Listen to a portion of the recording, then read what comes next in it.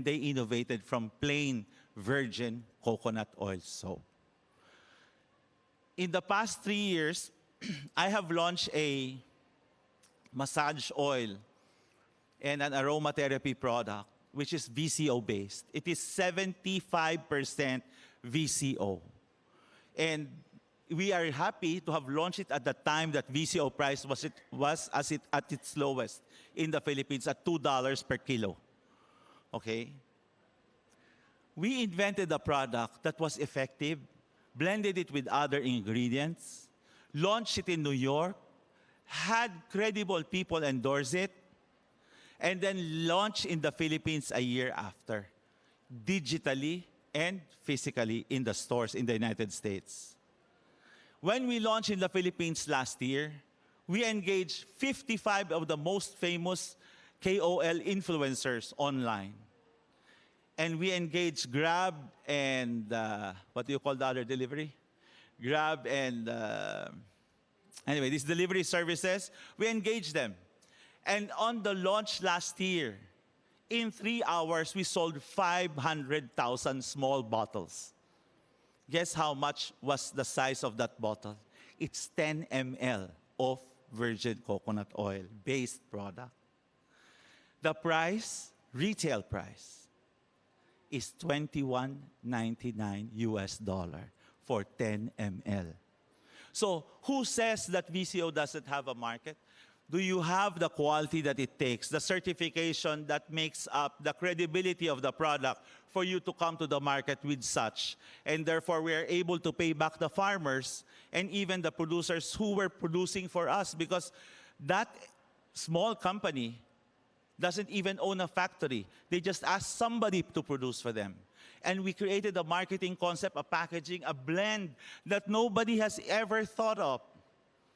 And so, hence, today, we are in Ulta shops in the United States. We are in Macy's. We are in the biggest hotel spas in the world, from Maldives all the way to the South American coasts and the Caribbean.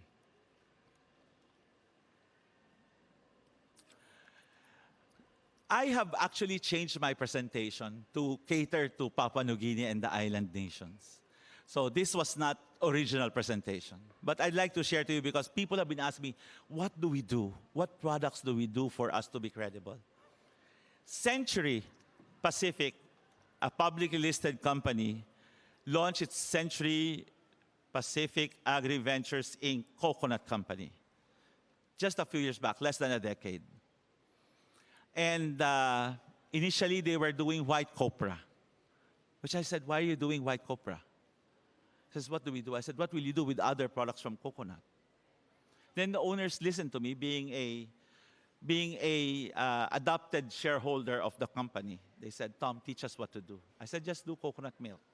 But I said, don't follow the footsteps of Sambu. We cannot afford it.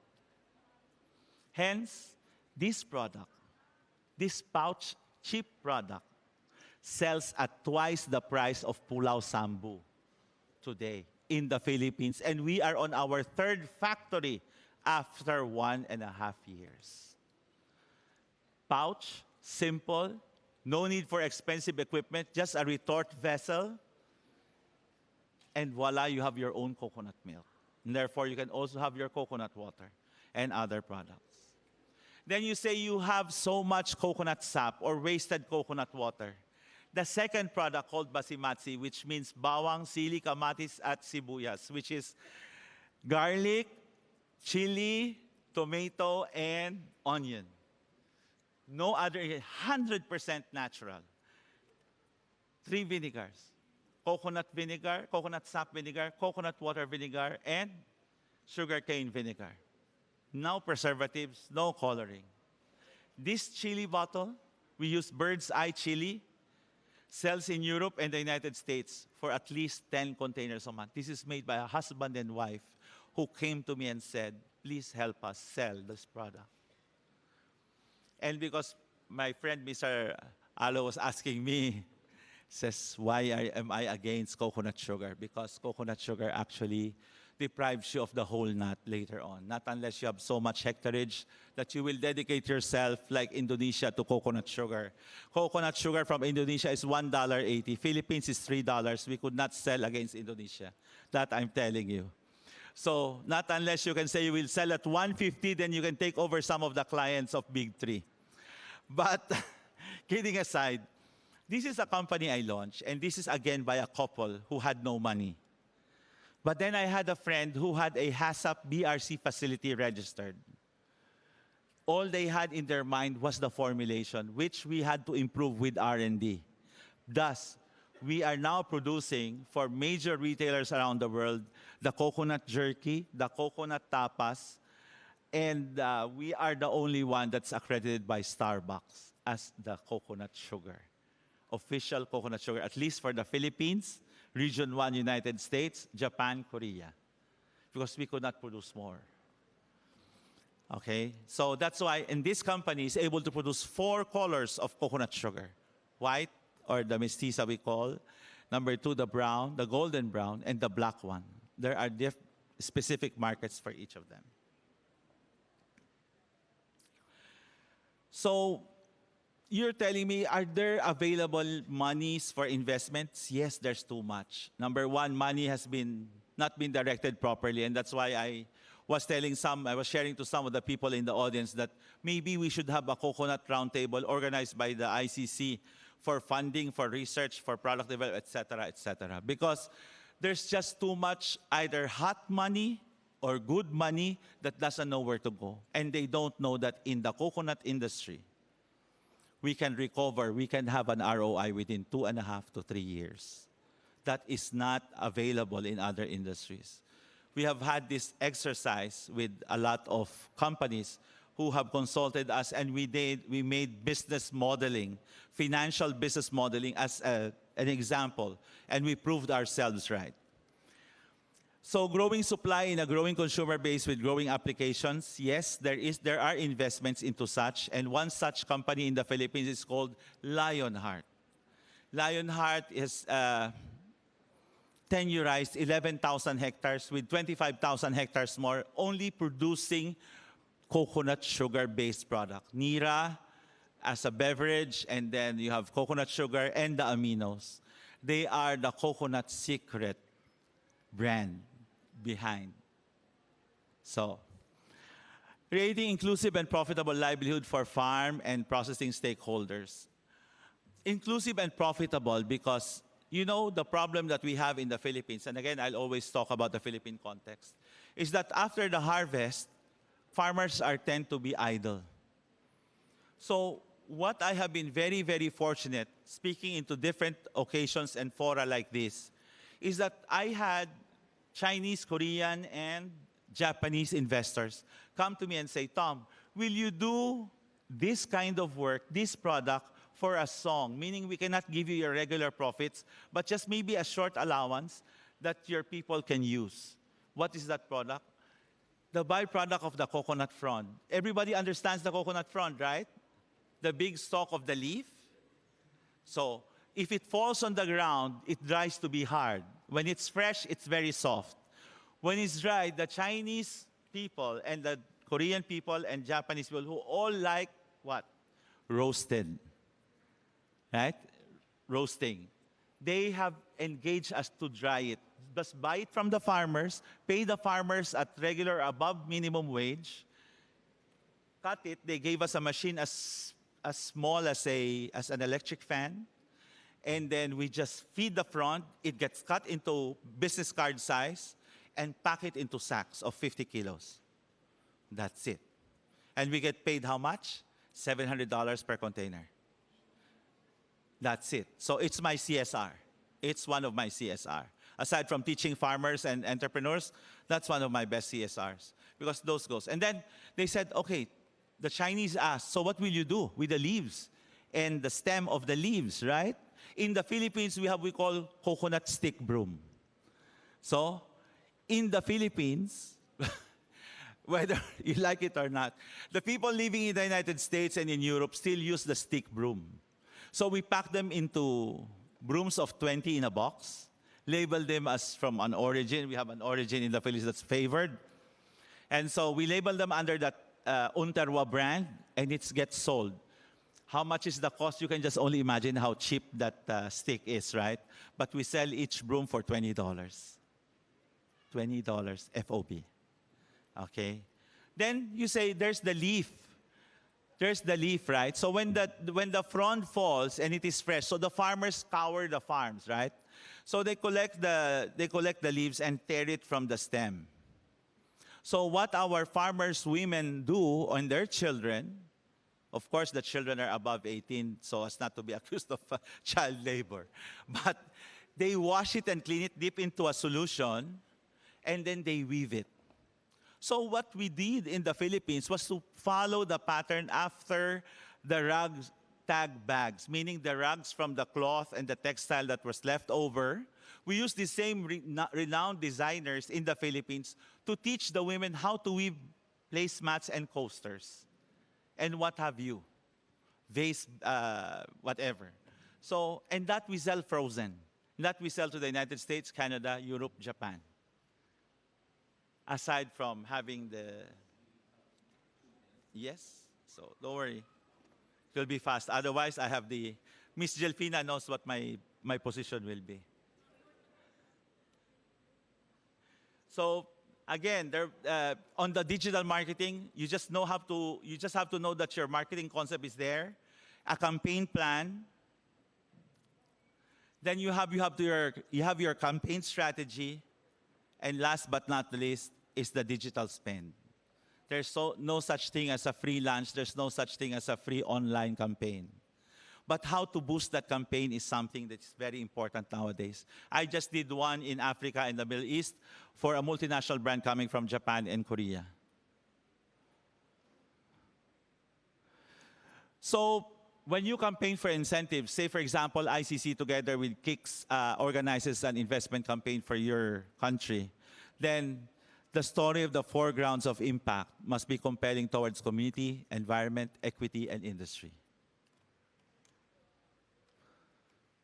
And very important, one thing that people fail, whether you are very small or very big, you have to have the financial business model to compute down to the last kilowatt and liter of water that you use in the factory for people to invest in you and the integrity of its leaders.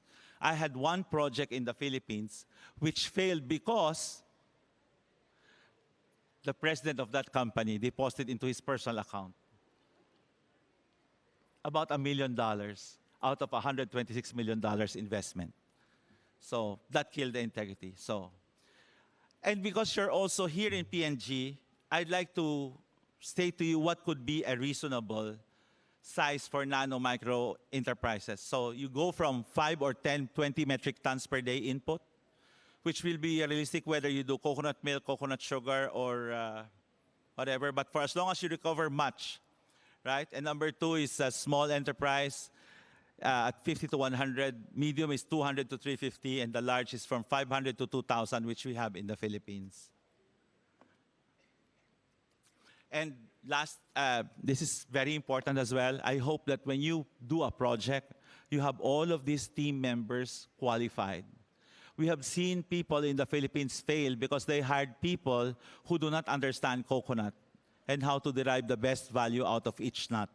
So manufacturing divided into production and design, finance, which is accounting and audit, engineering, which is design, maintenance, etc., R&D, which is application, process, and product, quality people for certification and compliance, marketing, somebody who really understands real market, and human resource for training and retention.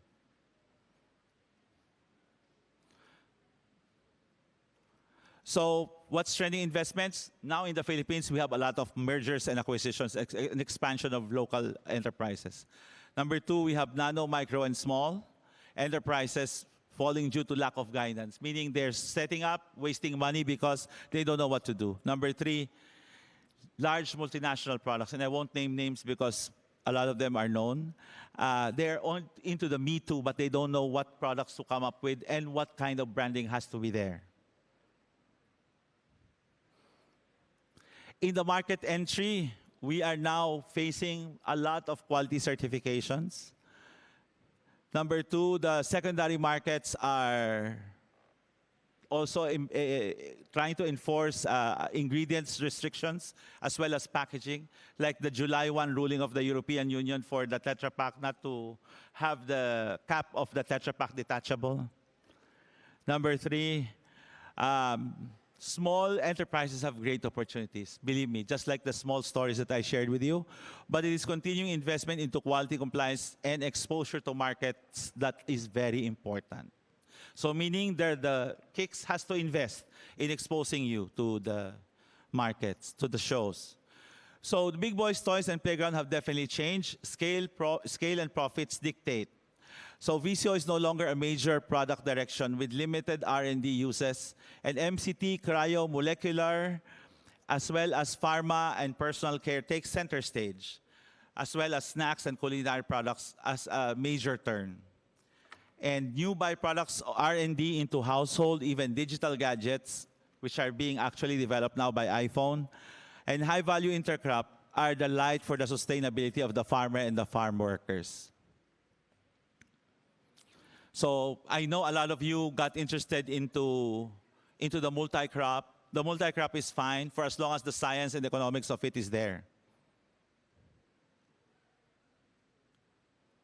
It's not the last, okay. So for me, I'd like to share to everyone, this is a great opportunity by manifesting the big picture. Everybody has to always start something with a big picture in mind.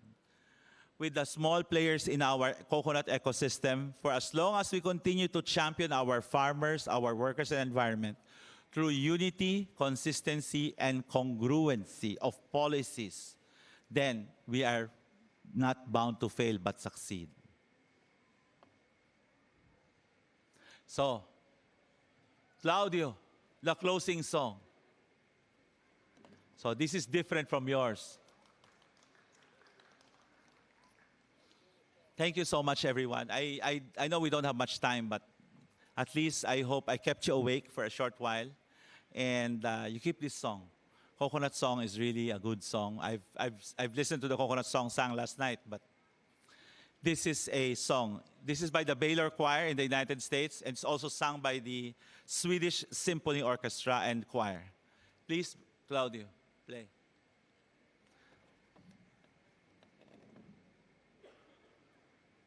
Just indulge, 30 seconds. There's the conductor. So my verse.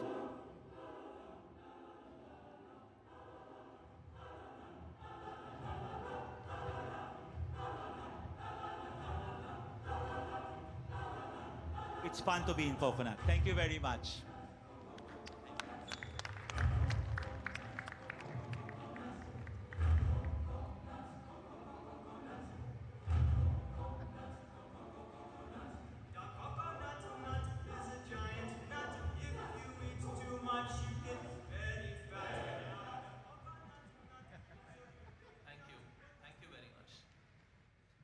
We will now have our next speaker, so please. Good afternoon, and thank you, Chair, and thank you, Mr. Thomas, to keep the entire crowd alive with the Filipino dance. Let me thank with my acknowledgements. Thank you, ICC. It's a great opportunity. Thank you, KAK, Mr. James and Mr. Alanaku. Great, thank you so much. And the entire team behind you. You made us very comfortable from the time we landed in this beautiful country till now. So hats off to your team behind you. Okay? Now, secondly, I would like to congratulate my team from the country I reside, the Indonesian team, for the National Batik Day. Congratulations. Now, thirdly, thanks to Ms. Vasula from CDA. You mentioned Gandhi's quotes today. So in India, South Africa, many parts of the world, we celebrate his birthday today, October 2nd. So it was an apt opportunity you said his words over here today. Thank you for it. And again, congratulations to KAK for the coconut census. It was a great move. We are talking digitally in this session. So we have used drones and AIs for counting the coconut. It was a great move. Please don't stop there.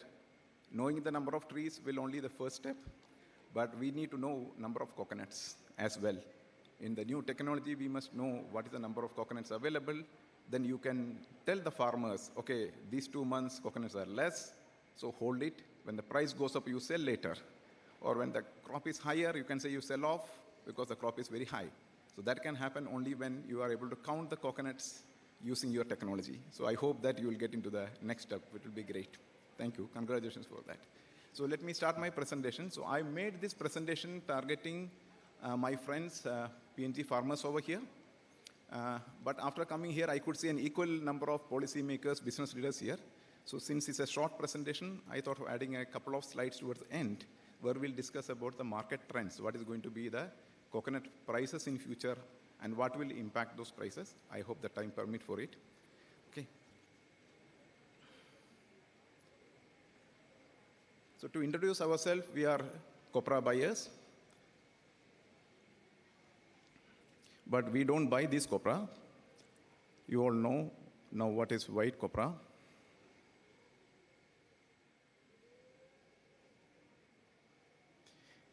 So I was told in PNG you were making this much before, but not much now. This is premium grade copra from the same coconut. It is sold at 20 to 25% additional price.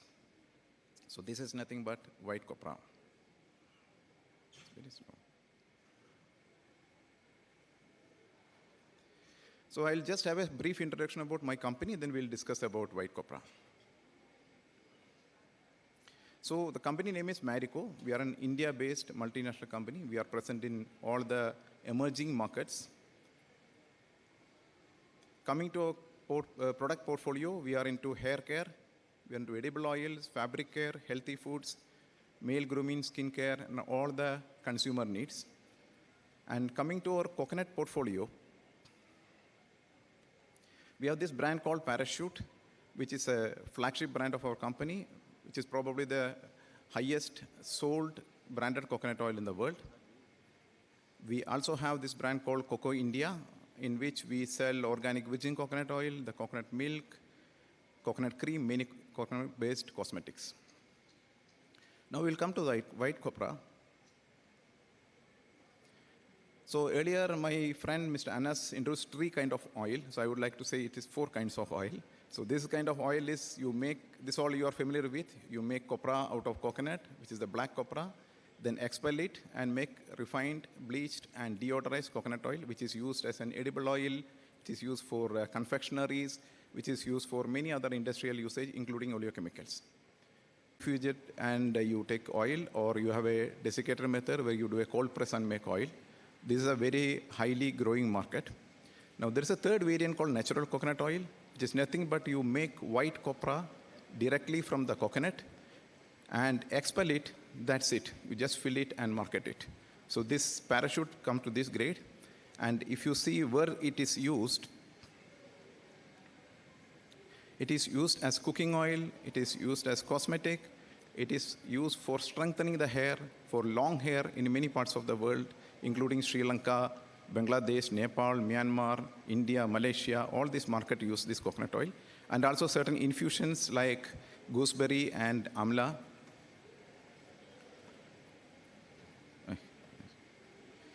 Now, what are the key differences between black copra and white copra? So black copra is nothing but, it is brown in color or black in color. It is having high level of fungus, therefore FFA is high.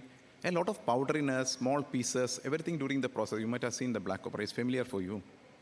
And the difference with white copra is the same coconut, only thing is it looks white inside, slightly orange or brownish outside, absolutely no fungus, absolutely no direct heating, so no smokiness, and no powderiness, no insect affection. So it's a clean, and one can eat it directly. So how to produce this white copra? There is no rocket science. It's very simple. So you use the coconuts, which are very matured.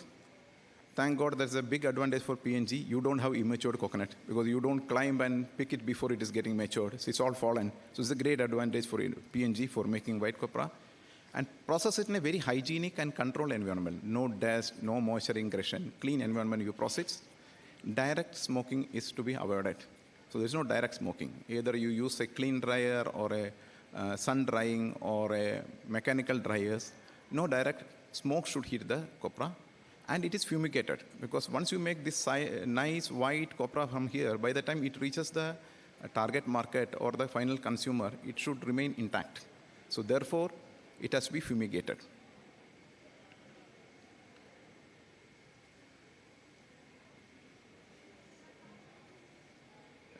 Why it is going in this?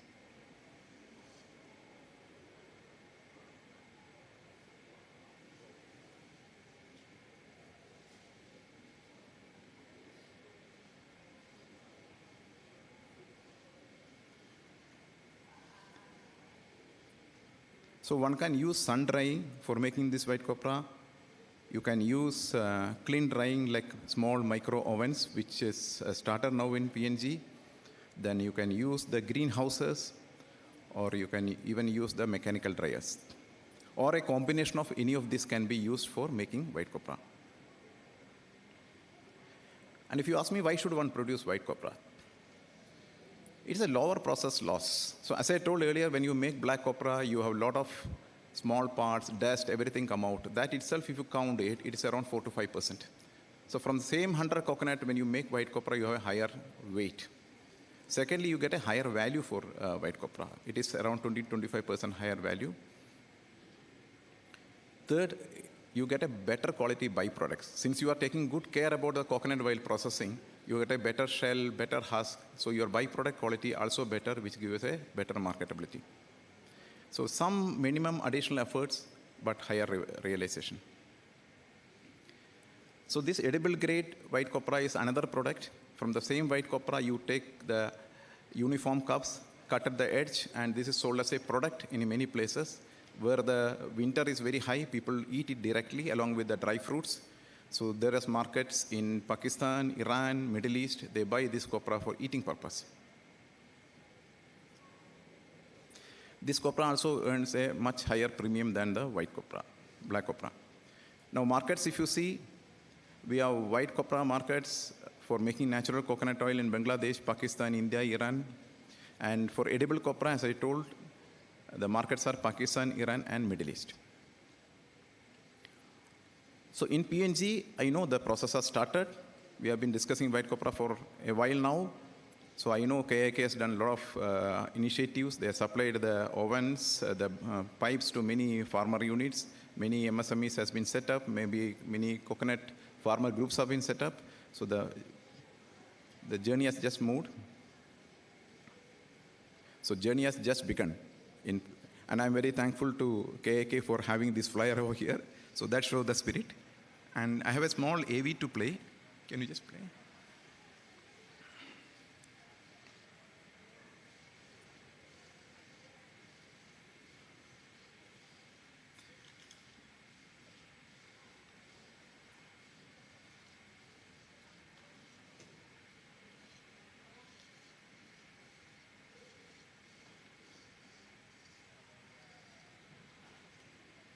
This is again about white copra making and our experience of making white copra in Indonesia.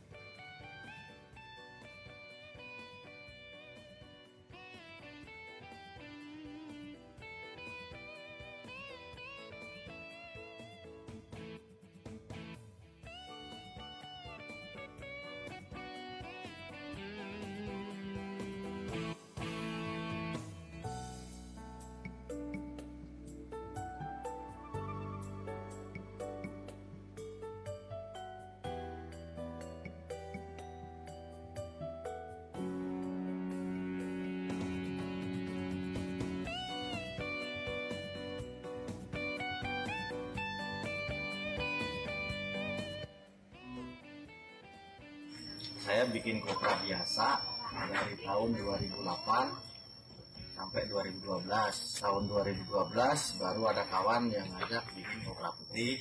Micro oven itu mudah, cocok untuk pedesaan, hasilnya bagus.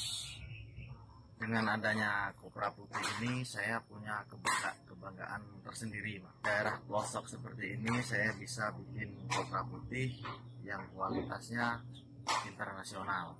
Perekonomian saya membaik, jadi tidak perlu saya ke Jakarta merantau, nggak cukup di Lampung aja. Saya dulu memulai usaha ini dengan tenaga kerja lautnya 10 orang. Dengan perkembangan yang masih masa alami, sekarang jumlah karyawan di Jakarta lebih 100 orang. Sehingga efek dari industri kecil koperasi ini untuk masyarakat setempat penyerap.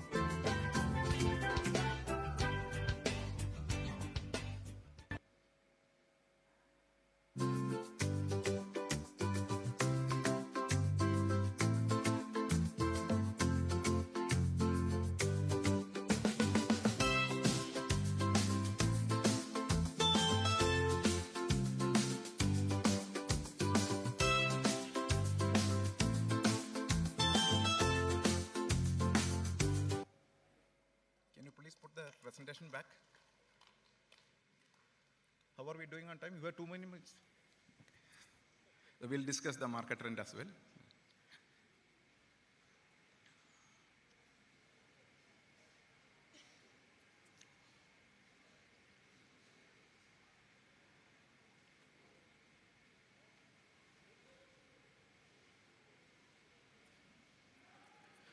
So here just what I'm putting is this some of the macro variables which is in the market now. So we all know that the US Fed has started cutting the rates. So when the US Fed is starting cutting the rates, this is how the rate cuts has been projected. So what happens when Fed rate cuts? The interest rates comes down, more money in the market. It is bullish for commodities, including coconut oil, coconut, everything. Secondly, more money in the market, so there is a strong demand. Then it is also stronger for equities. So if you look at only this Fed cut, it is bullish for all commodities, including coconut oil. There could be some checks. The economies of China, US, and some part of EU is not doing great. That could be the check, but otherwise, this is the bullish trend. Coming to the next macro variable, the crude oil prices. If you calculate the projected next 2 years crude demand is overtaking the supply. So therefore, crude may go up. And the current geopolitical issues, so it was there in the news that yesterday a few missiles go from Iran, crude price went up by $4.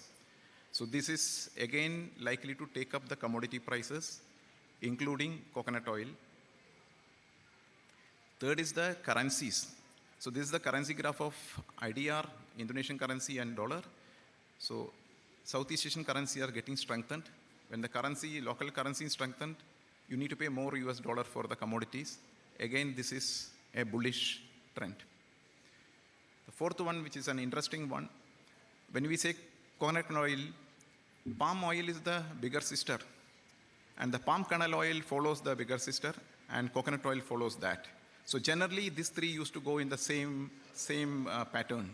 Now you see last 1 year record, the palm oil remains there, where both palm kernel oil and coconut oil started going up. It started decoupling from the palm price. They don't follow the big sister now. The reason being, post-COVID, a couple of years later, there is a high demand for personal care products. Therefore, oleochemical demand is high, which is made out of both palm kernel oil and coconut oil. That's reason number one. Number two, many of you must be knowing that the European Union is implementing the EUDR, the European Union Deforestation Regulation, from this December 30. So when they implement that, they want sustainably certified palm kernel oil to make any of their oleochemical products which is exported to Europe. So when this certification requirement comes, palm kernel oil price goes up, and there is no sufficient certified palm kernel oil available at this moment. So many of the smart manufacturers on oleochemical side already moving their feedstock from palm kernel oil to coconut oil. So this is next boost for coconut oil. So it is poised to rise. So therefore, at this moment, it looks very bullish. But now the question is, when the market is bullish, do we have enough coconut for the farmer to sell? That is what we are looking at all the research agencies. Now, I could see a lot of research is going on, and we are looking at when it is getting implemented in terms of more crop, more coconut availability in the system. Then only the farmers will be able to encash this bullishness in the market. With this, I'll conclude my speech. Thank you very much. Thank you so much. We will now take 2 questions probably. If you have a question, you may please raise your hands.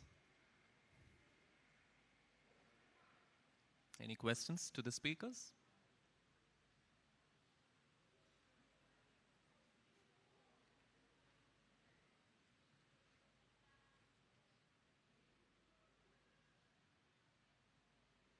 Okay, so in that case, we would be concluding this session. You could, use the next session's Q&A time to ask the questions.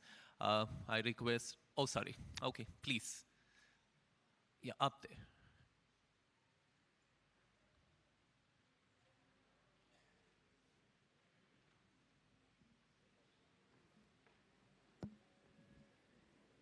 Thank you, sir. First of all, I'd like to apologize. When I spoke earlier before lunch, as I didn't introduce myself. I'm Matilda Pilacapio from the Milne Bay province. Filipinos here listening, don't take my surname for an accident. My grandfather happens to be a Spanish Filipino and came over here in the early days, came through the coconut, through the sugar plantations in Queensland, ended up in Papua New Guinea to be a spice diver. That's how I carry the name Pilacapio. I grew up on a coconut plantation. My grandfather goes back on the coconut plantation.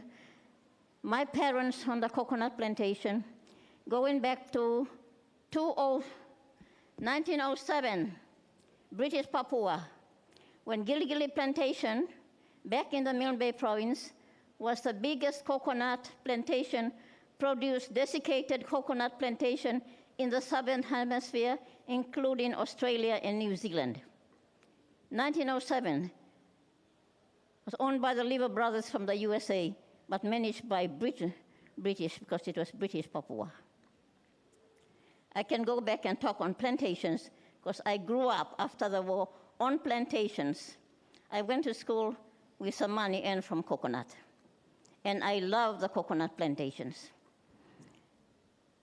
Price demand on the world market. In Papua New Guinea, we have no choice. Beggars can't be choosers.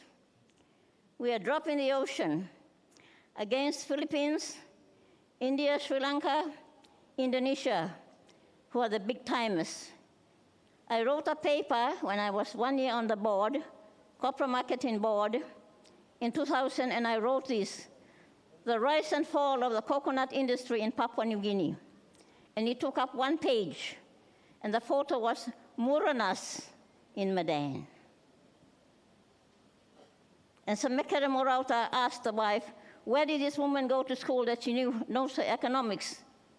I'm just a grassroots, but because I grew up on the plantation, I know what it's like. Price fluctuations on the world market with the price and demand and supply will determine the price. That's why I said we are just beggars on the world market. We don't sit on the board, for an example. I just would like to see somebody from ICC sit on the world market board to start looking after our price on the coconut. Coconut is a tree of life, from the leaves to the root. And we did that on the coconut plantation. My father asked me to do that, and I had to do it. Last night I was shredding the coconut husks when I went home. I didn't have dinner. I was playing around with a coconut husk I got out here. I was so in love with the coconut, I refused to eat. So please, can you do something about it? KIK board. There's a lot that we can do. And I wrote about, in this same paper, about the niche products that derive from the coconut plant into the niche products to the niche markets. Now I want us to move away from downstream processing and let's move into manufacturing. Because our product ends up in Bangladesh for the feast of the Ramadan, KIK if I'm not wrong, and it ends up in Germany up the River Rhine to a big chocolate factory to go into chocolate making. That I was told when I was on the copper board by a buyer all the way from London. I'll never forget. So there's a lot that we can do in this country and throughout the Pacific. I only say these words to share what I know a bit in the coconut industry. And it is a tree of life. Not oil palm, no, no, no, no. Oil palm is monoculture. You cannot plant anything under oil palm. And these oil palm growers in West New Britain will agree with me. It's monoculture. It's a dirty plant. It's introduced. But coconut is a tree of life. God-given tree of life in the Pacific and Papua New Guinea. Thank you for listening to me. Thank you. Do we have any more questions? Okay, so that brings us to the end of the session, and I'm sure it was a very informative session on certain commercialized products that are lined up in the market. Our speakers were able to share their rich experience in this field and about their companies. We also had some interesting inputs on different market insights and current trends and future predictions. Ladies and gentlemen, please once again put your hands together for our speakers. Thank you. Thank you very much. Yes.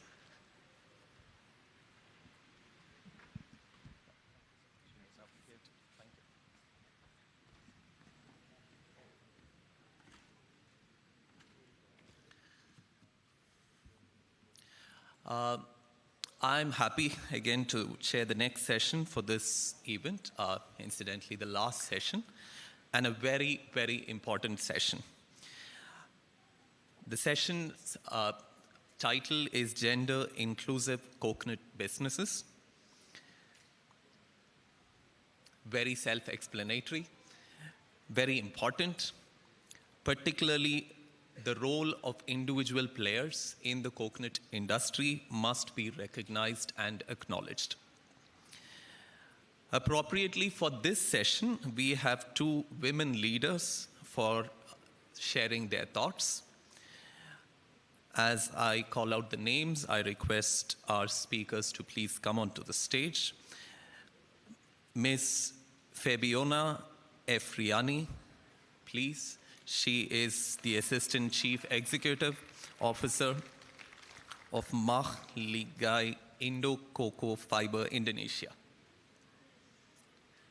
Please come.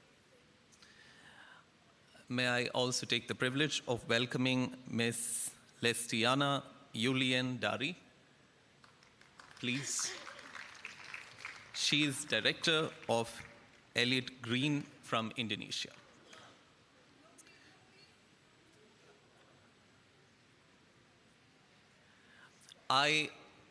It's my happiness to give a quick introduction about our speakers.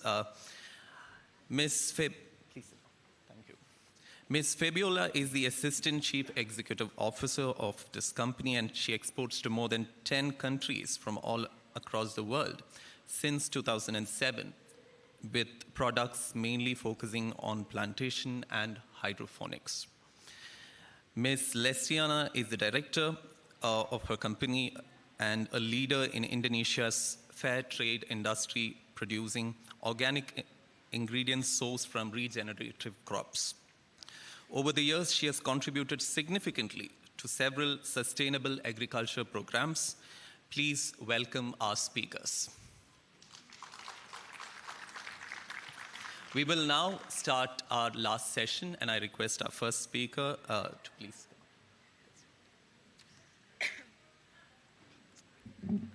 Hello everyone, good day. How are you today? I hope everyone still have the energy to listen to my presentation. And let me introduce myself. My name is Fabiola Efrani, and I was born in Bandar Lampung for 25 years. So this is my company, Maliga Indo Coco, and I will talk about the gender inclusive in World Coconut Day 2024. And I hope everyone understand what I'm saying, and thank you, special thanks for Miss Jelfina Alo and Mr. Steven Raphael and also Mr. Alanaku and everyone here that attending this big spectacular event. And okay, we can start the presentation. And also special thanks for Dean of my faculty in University of Lampung. I took Master's Management. Thank you for Mr. Prof. Nairobi for letting me to stand and present the presentation. So what actually our company do? Our company came from waste, right? So the company for plantation, our raw materials came from the coconut husk, which is the rotten coconut itself. And we have been expert in coconut industry since 2007 for more than 10 countries outside Indonesia, such as Singapore, German, and also European countries, also in Israel also. And we already, we have so many industries in all around Indonesia for about 8 or 7 factories, including in Batam also, and in Pangandaran in Bandung. Okay. So when I start this business, actually this is my my dad's previous business was collapsed because of the extinction of the raw material, which is rattan. It's for chair and some of tables and furnitures, and the raw material is gone because of the small supply from the natural habitat. So after that, some of the customer in China went to Indonesia and came to my dad. He said, like, do you have any coconut husk? And my dad was curious, what about coconut husk? And the customer said, can you go to the China exhibition with us so we can learn this business, the coconut husk business? So after that, we went to China, and from that, we grew strong as today, gratefully. And here are the 10 provinces with the most coconut productions. And the first top tier is from Riau, which is near Singapore. And this corporation also work with us. They supply like some kind of fertilization to Singapore because Singapore island is really small, right? And the second one came from North Sulawesi, which is from Manado, with 269.500 ton. And the third winner came from East Java, which is Surabaya, with 233.700 ton.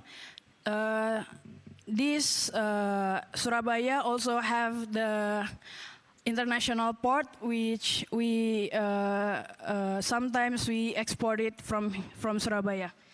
And the next one is from Central Sulawesi, which is Palu, with 206.100 ton. And the next one came from North Maluku, which is South Vivi province, with 200.100 ton. And the next one with Central Java, which is in Semarang.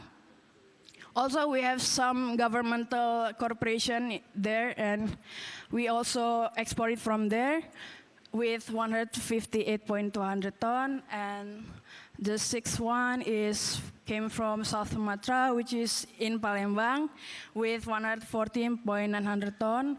Also in here we have some cooperation with the governmental too. And the next one came up with Jambi. Jambi also near with Palembang. So that we are take the raw materials from there too. And the last two came from North Sumatra, which is Medan, and the last one is West Java, which is Bandung. Actually, what is gender equality means? Sorry, I think I'm gonna take this off. What is gender equality means how you respect each other, that when you respect each other, your value of human will be higher, so that when the person sees you as a good person, as a good humankind, they will be like, oh, this kind is very nice to me, so I should respect them too. Like, everything that you do, it will become a vice versa in your life. So always be kind to each other. I think the next one will be, it's my motto of life. It's the principle of life. No matter who you are, be a good one. Always be a good one, because being kind will never have, like, it's a really simple thing you can do at least. So, okay, being good always make other people happy, right? So, in my principle, if you be a good person, maybe God will send you another surprise for tomorrow, and also there will be a lot of happiness in your life. So, always try your best everyday life. And for this is some factors from, I got the source from cfr.org. And here are the problems of the inequality, the gender inequality. For example, in 104 countries, restrict the kinds of jobs women can hold. And also, this is the sad news for us. In 110 countries, there are no criminal penalties for sexual harassment in the workplace, especially for women, because I think men are stronger than women for the physical things, right? But for mind and like mindset and even soul, maybe we are the same. And also, in 123 countries, there is no law prohibiting sexual harassment in schools. I think we should more be like really serious about this kind of problems, because it's really having the trauma to the people that get attacked by the people who did it. And also, thanks to these 10 top countries that really strict about the sexual harassment or even the violation in the workplace, which is the top tier, came from Australia. The second one is from Canada, New Zealand, and etc. And I think Indonesia and Papua New Guinea must combine, and for the workplace, I think we need be more stronger to violate and also to have the regulation, strict regulation for this kind of problem, right? Because this is not non-profit organization, so that the people who work inside the company will feel safe and will not like having a trauma like that.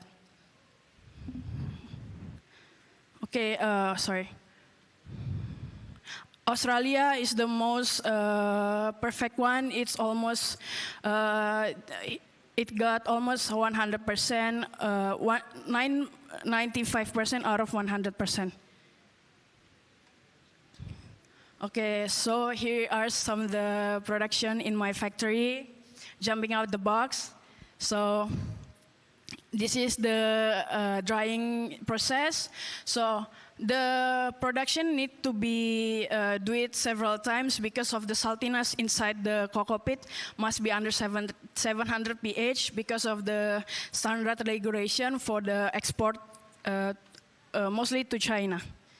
And the right one is for small gifts or merchandise to the prospective buyers. And also there is like horse, right? That is the bedding horse for.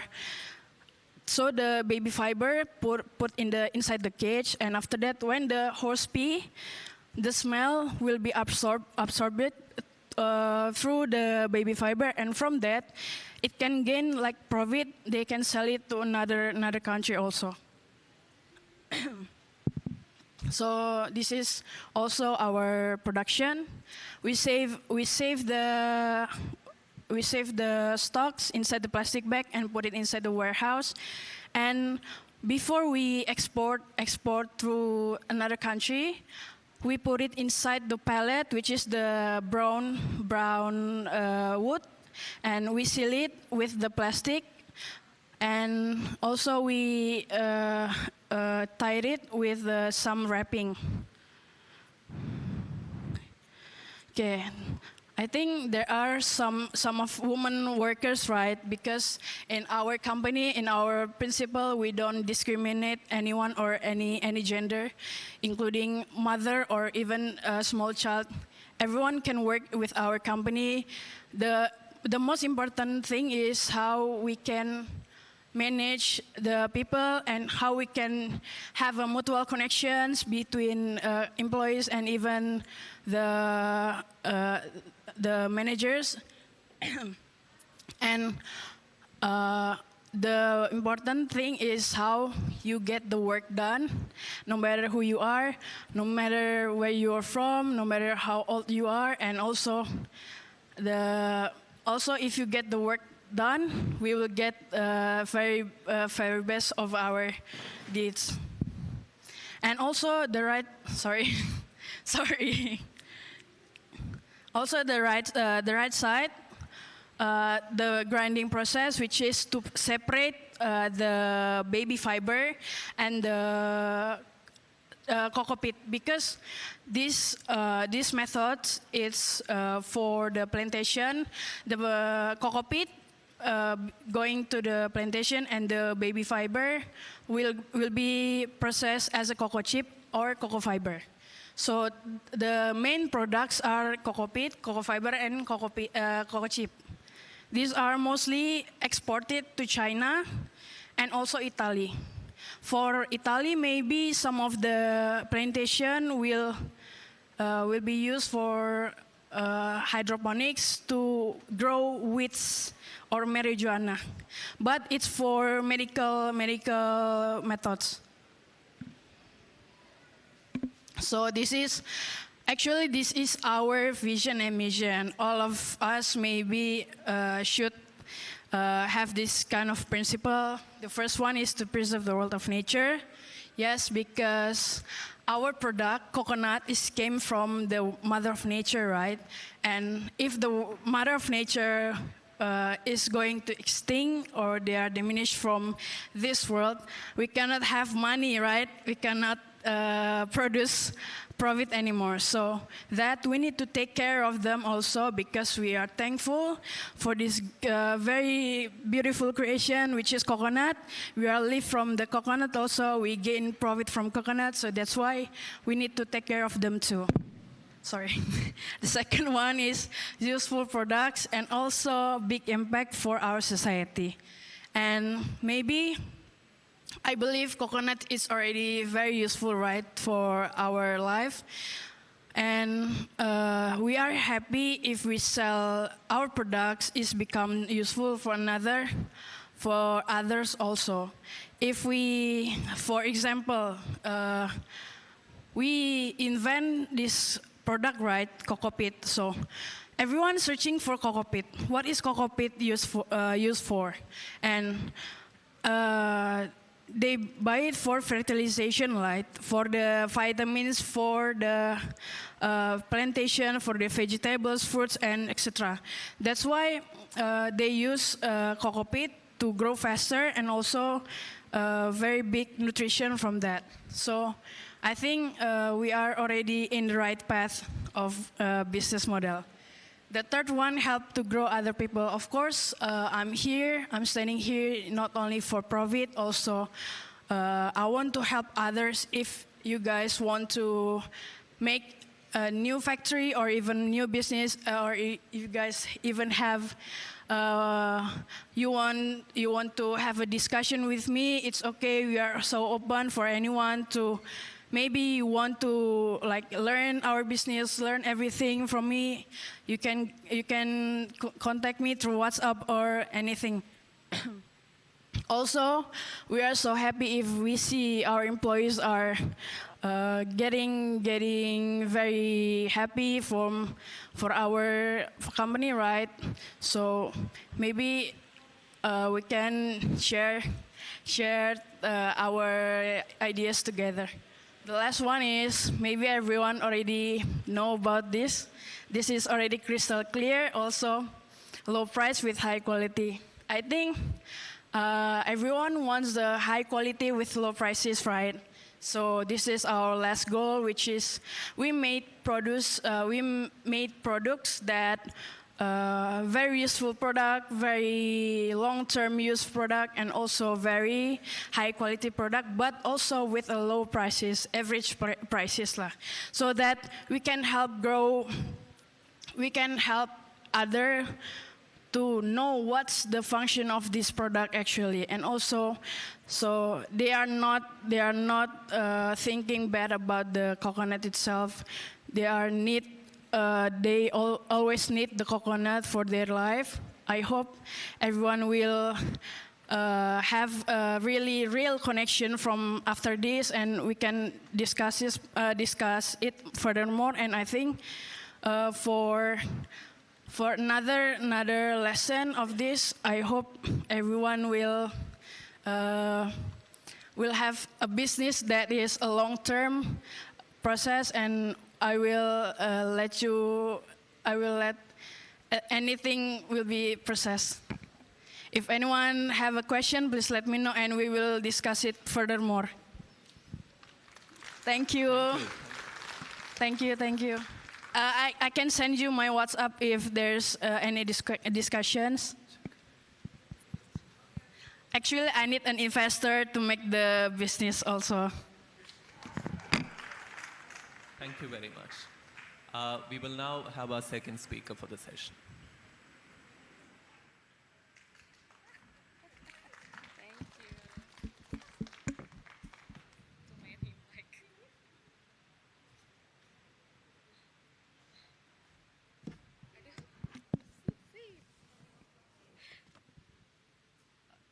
Okay, thank you very much for this opportunity. So, as introduced earlier, my name is Lastiana. I'm the founder and director of Allied Green.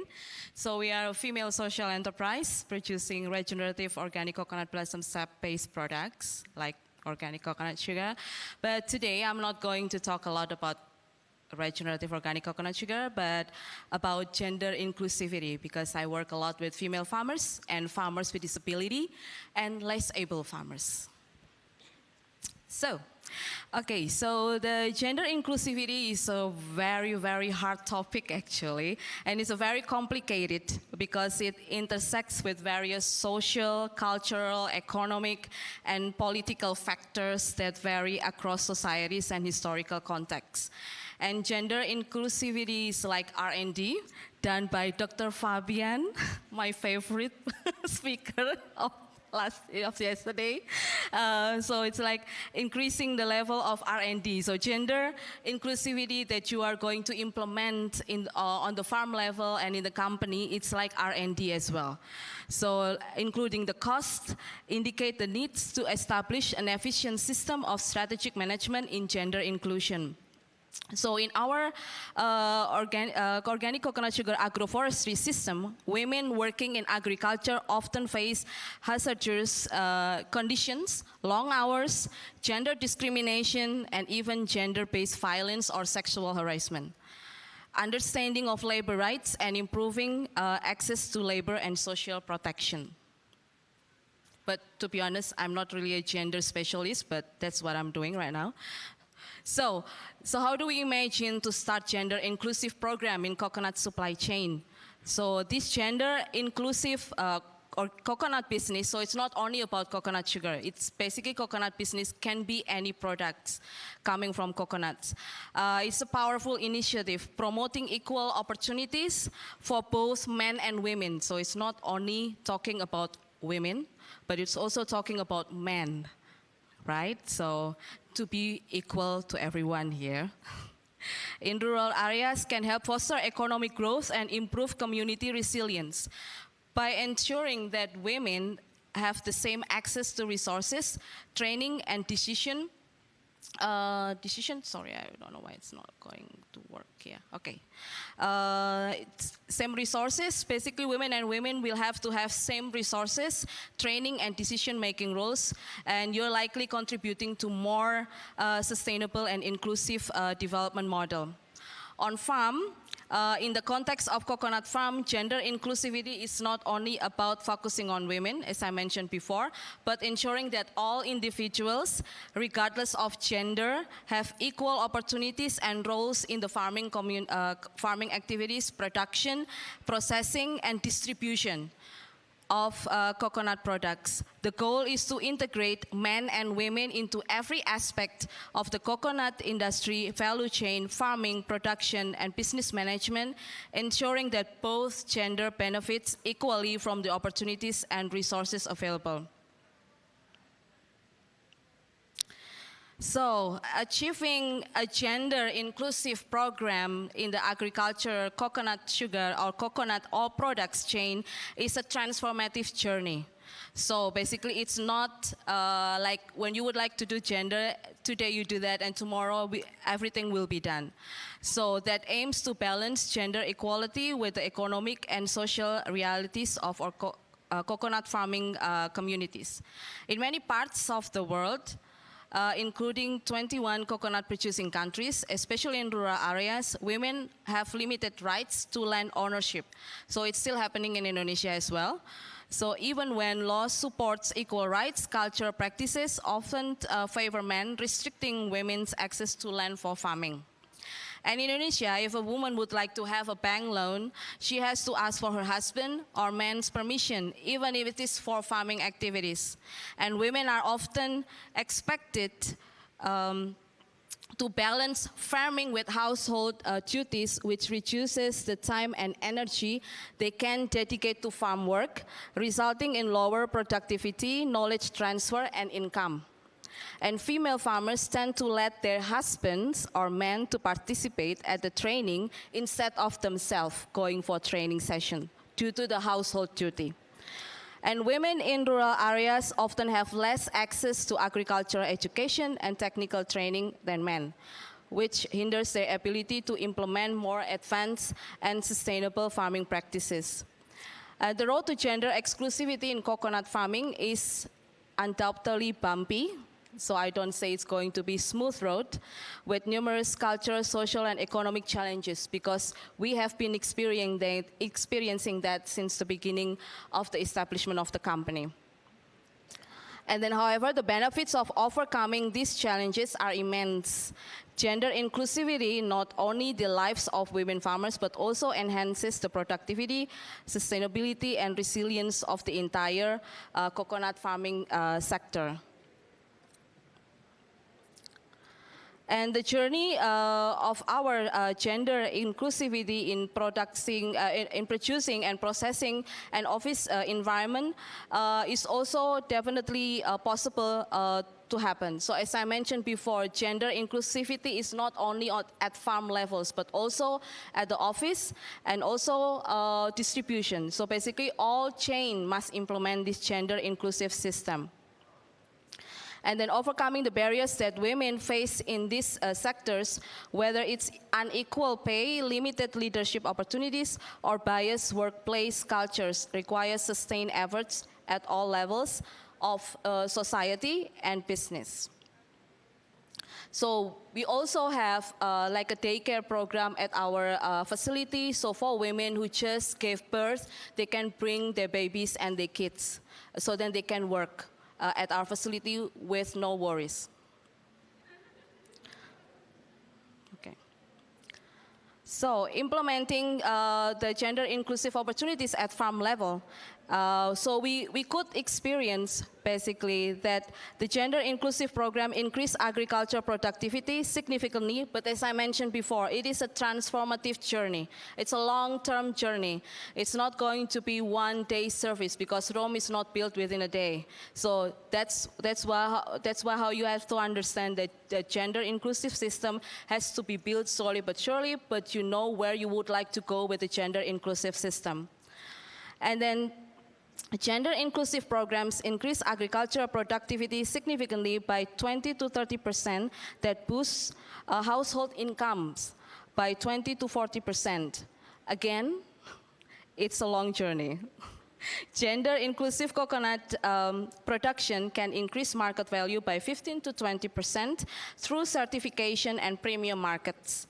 Including women in decision making can lead to a 30% increase in the adoption of the current trend is the regenerative organic practices and climate smart agriculture. Okay. So, and the company levels.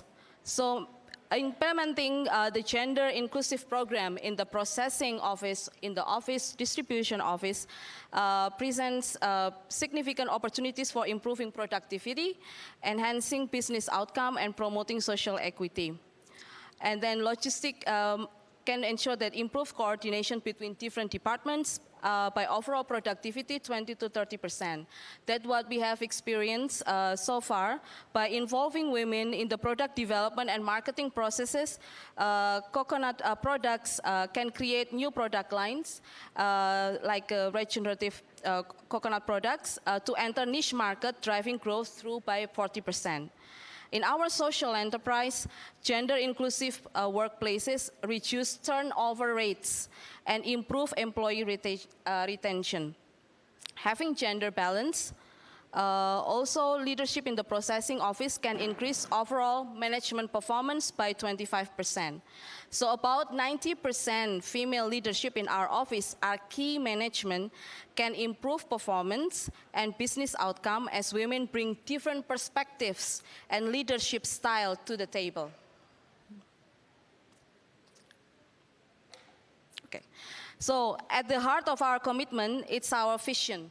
So it can be your vision as well, to be more sustainable and equitable future in the coconut agroforestry industry, where we are currently working at, to putting forth how we provide sustainable and high quality products and fairness to smallholder rural farmers that could enable agroforestry industry to become a better place to work. The purpose is to improve the livelihoods of the small family farms, workers, communities, and the planet. There are some basic questions for you if you would like to start your gender inclusive programs. You don't have to start with a lot of questions and difficult questions. So these are simple questions. If you are willing to do that, there's always a way for gender inclusive program. So that's what I believe in. So some basic reflection questions related to gender can help deepen understanding the gender dynamics. You don't have to go for big thing first, but start small in your community, and then you can grow stronger within more communities to go. Okay, so thank you very much for listening my presentation, and have a good day. We now have time for questions. So if anyone has questions, you may please raise your hands.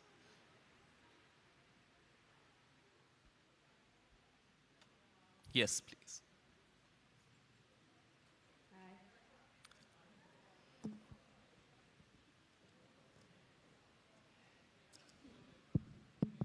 Thank you.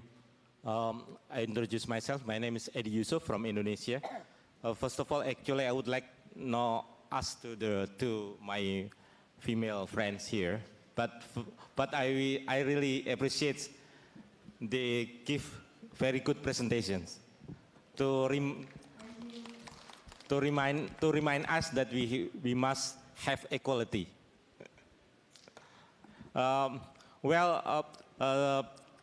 You know, yes, I joined from the starting from yesterday that we attend here together with the stakeholder for the coconuts. So I noticed that there are two things that I think this is very important for all of us that attend here.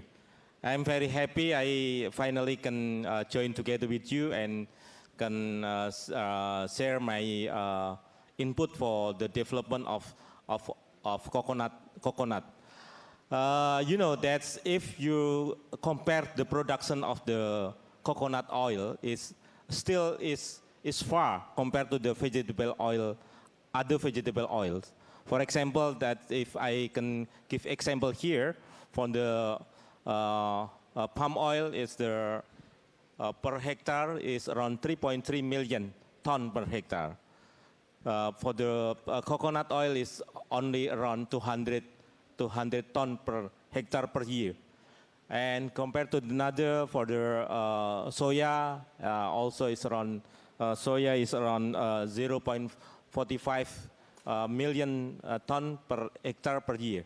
So the thing that I would like to emphasize here, to underline, because all of our stakeholders here is attends, and I think research on the produce to increase productivity of the coconut oil is very, very important. So very, very important. So that's why I think this is our homework for all of us that is very interested to coconut. I noticed also that coconut is very promising. It's actually.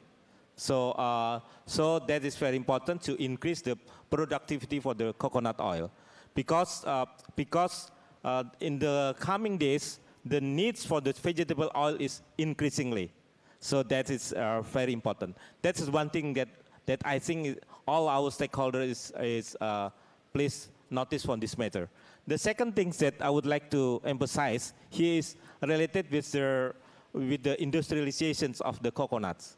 As you know, that we always saying that coconut is tree of life, but not only you. Please do not only thinking that tree of life, but also thinking from the industrializations. So this is very important, because if we only thinking about the narrow things, and we do not think about the downstreamings of the coconuts, so and then our productions related with the coconut is always stagnant. So we must thinking about that. So now we must hand in hands, not only thinking that coconut is a tree of life, but also coconut is thinking about the industry commodity. So that is very important. Thank you.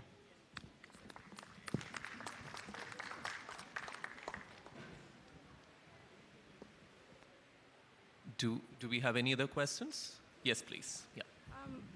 Thank you. This is not a question, but more of a comment, and I want to thank the two presenters who did a remarkable presentation in the space and the importance of gender inclusion.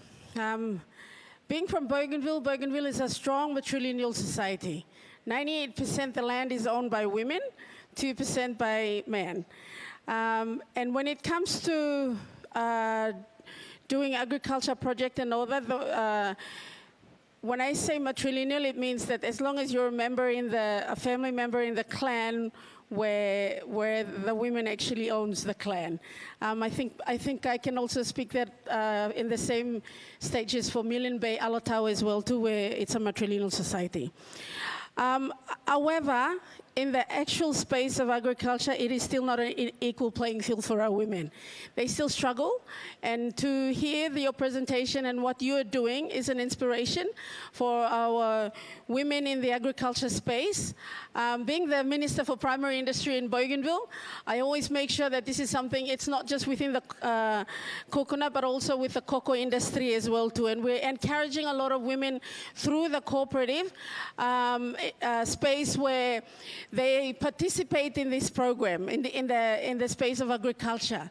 So I think we've got two or couple of our women group that are out in the displays, displaying the byproduct as well with what they are doing out of the coconut in terms of soap and everything like that. So it's a growing industry where if women are given opportunities and space to run their business, it will participate in a small sort of scale, but at the same time, it's equally important that us as politicians and leaders to make sure that these policies are in place to support the agriculture industry. So I just wanted to put that comment to make sure that I think for us in Papua New Guinea government and all that, coconut is it's a growing industry.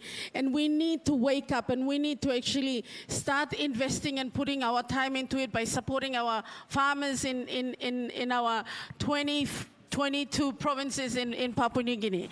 Just to see your presentation about the Indonesia taking the lead in terms of the coconut production, that's very encouraging. So for us in Papua New Guinea, we have land, we have access to land. And every time when I'm talking to the farmers, I always say that land is our employer. We shouldn't just sit down and become observers in our own land, but we need to cultivate our soil and make sure that, you know, all the relevant support is provided. So to be part of this program today, it's encouraging to hear all the potential of what the coconut can actually produce to the world, whether it's through health or byproduct or anything that can be done. So we have a lot of space and opportunities to make sure that our people in Papua New Guinea have access to this. And I think it's a big challenge for our National Agriculture Department through the KIK and also for us in Bougainville government to do the same in ensuring that our farmers are, you know, supported at all these levels. So thank you again. Thank you.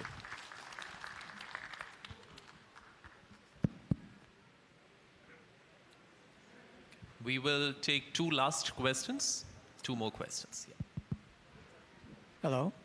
Yeah, I'd like to thank the two presenters for their gender-sensitive presentations. I'd like to ask your opinion, because there's, of course, in the West, there's feminism.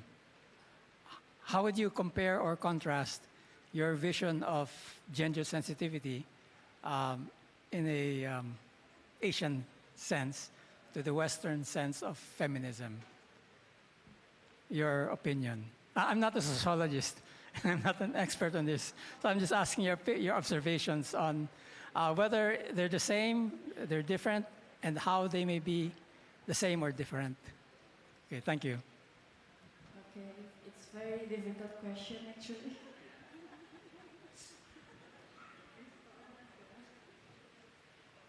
I think for the Western countries are more freedom, and for the East country like us, I think we have some regulation for our family and our traditions, and we have so strong tradition from our country, also from our hometown.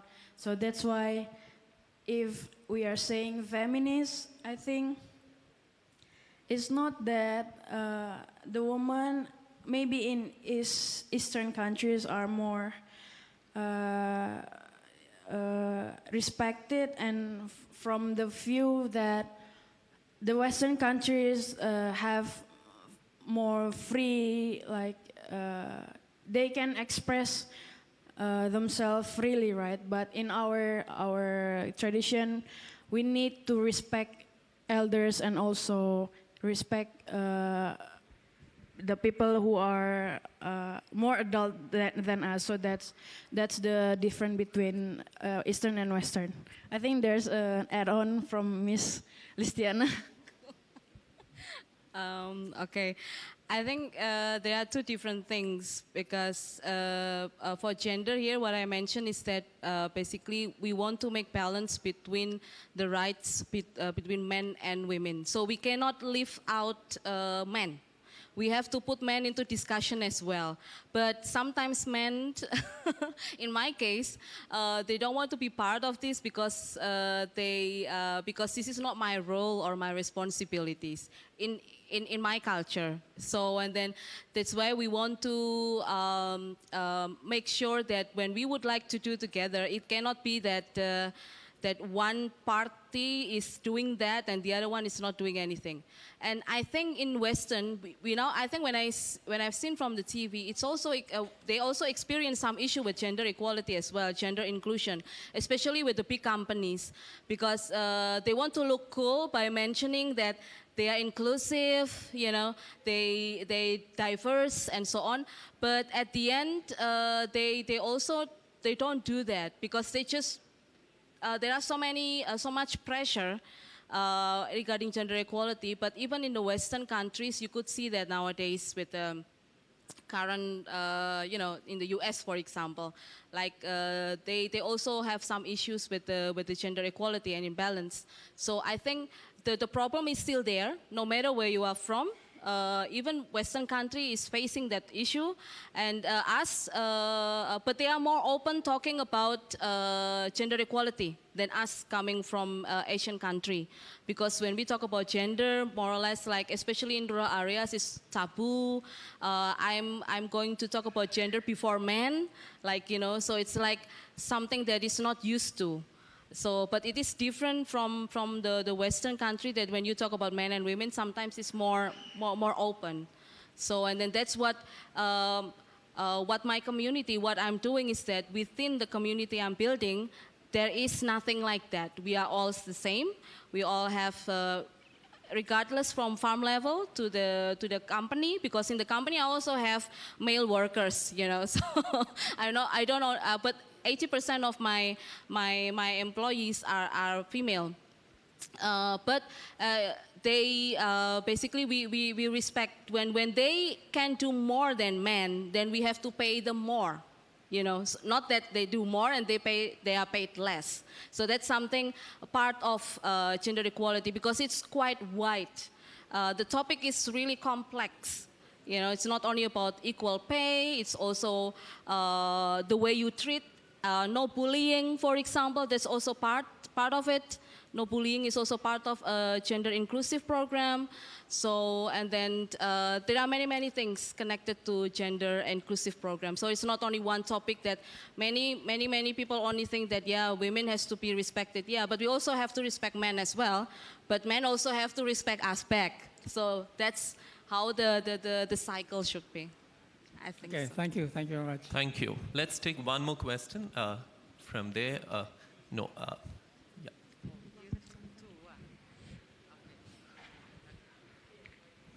Okay, so we will also take his question, yeah, because I've seen him raise his hand a couple of times. I'm sorry. Sorry, good afternoon. My name is Josephine. I used to be a scientist, a research scientist with Coconut Institute before, but now I'm a trainer in family farm teams in Papua New Guinea. So we actually go right down to the farmer level with the husbands and wives, and that's where we run the trainings. And there's 4 modules that we teach, starting from setting a goal as a family, planning as a family, and then the 3rd module is on food, because we need to eat the right foods to think properly. Our brains need that so that we can be making good decisions as well. And the 4th module is on communication. So both husbands and wives are included in this. So whatever is taboo, I'm not the wife, so I'm telling the husband openly, so he's not offended. But yeah, we do this training, so we're going right back to the family to do this, so we can be trying to change all that. I'm just saying that. So this is what we're doing in a very small way. If there's sponsors, then we go and run the training. So it's on an ad hoc basis. Thank you. Thank you.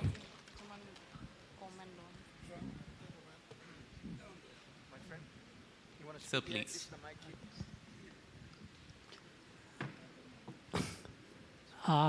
My name is Elwood Okwao.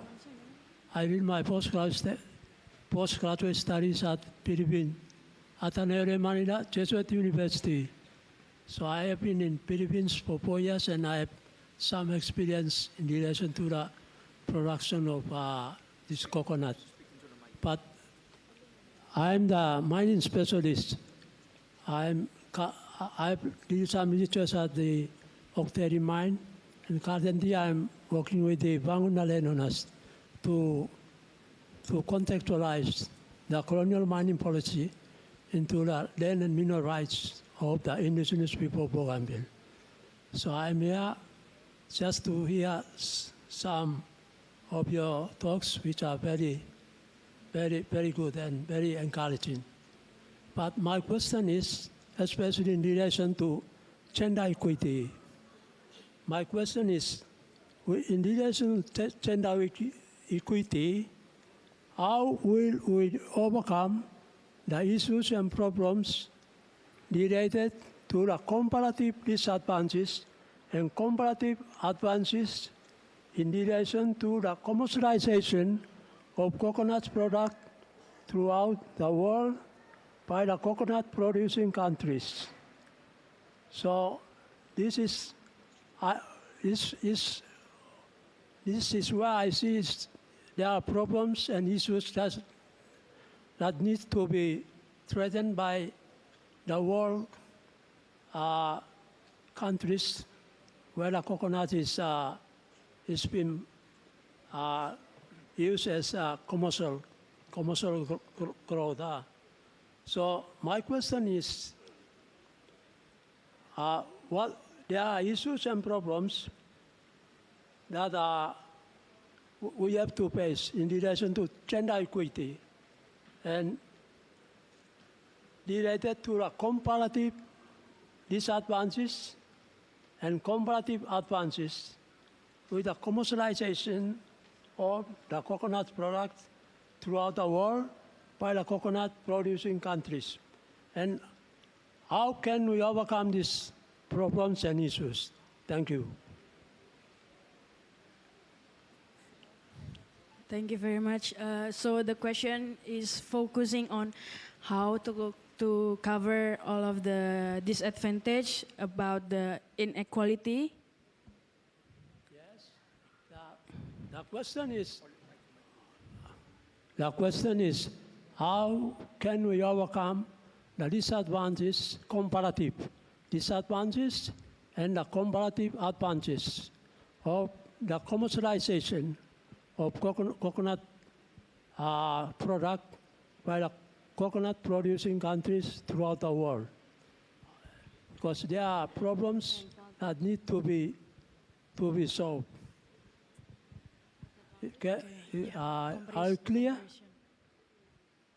You understand? Is it about the product?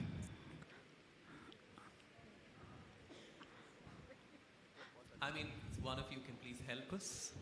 Okay, to simplify, I mean that with the comparative advances. Comparative advantage?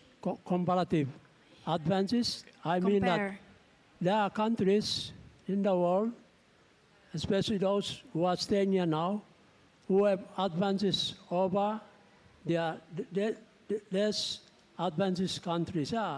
In producing, for example, in Philippines, they have buko chews and buko pies.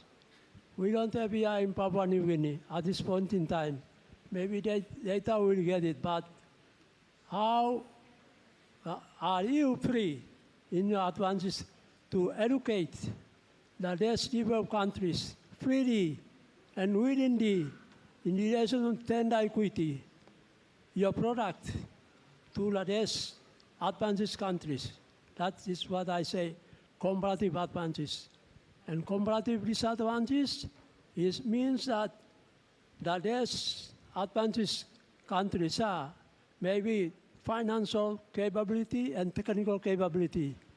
So there are some,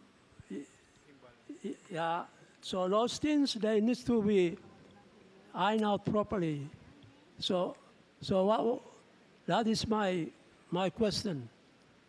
You understand? It's really hard. You would like me to come to you? Maybe we can do a further discussion after the lunch, after this event.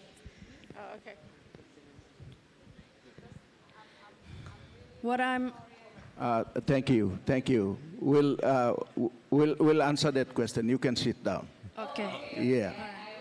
He Yeah, sir. yeah.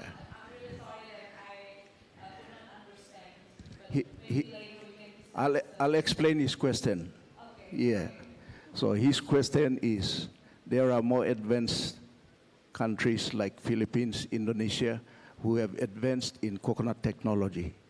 Some countries like the Pacific countries, we are less advanced. And so how can you share your knowledge to us so that you can help us to grow together? So he's talking about you have a comparative advantage. Why don't you help us so that we can become like you? You understand? So it's not about the discrimination about gender, right? No, okay. Yeah, Okay. it's about knowledge and technology that you already advanced into it. Okay. How can you help us to come that far? Okay. Maybe gender technology, I can help you with that, but more like other technology, probably I still need to learn about that. Okay, based on my experience for technology in the coconut world, I think the key is only for the marketing, how you can sell, how you can find the right buyer and how you can sell the product.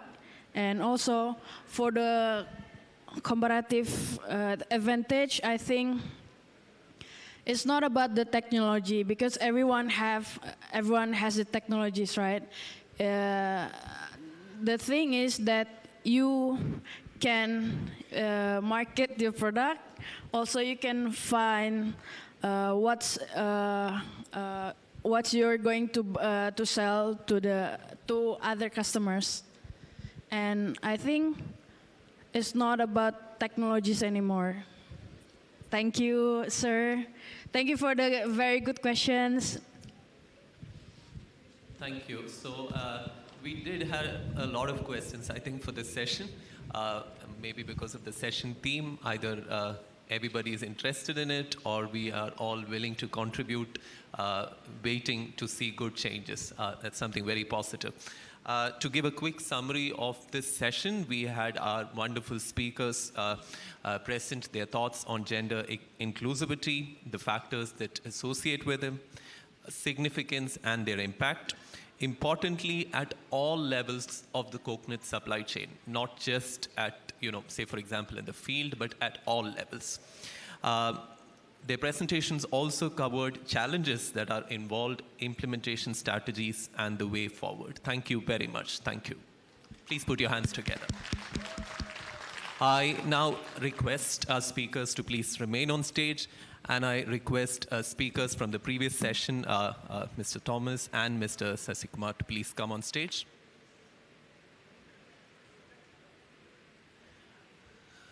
May I please invite Chairman KIK, Mr. Stephen Raphael, to please come on stage and honor our dignitaries. Madam can also please join.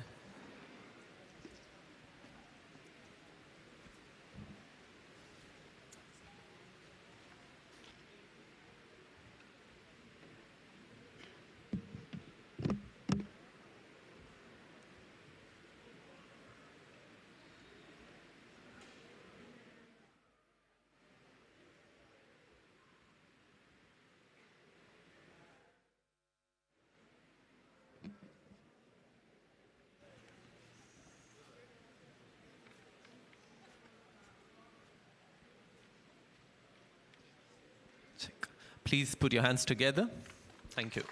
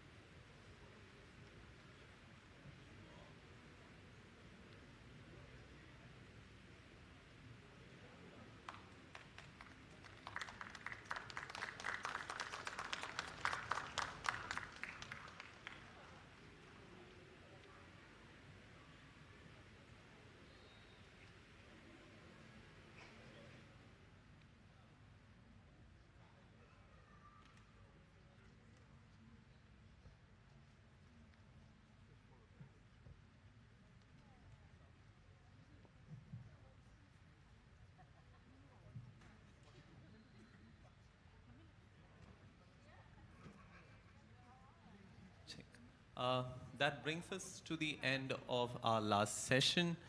And if our Master of Ceremony is here, please. Yeah.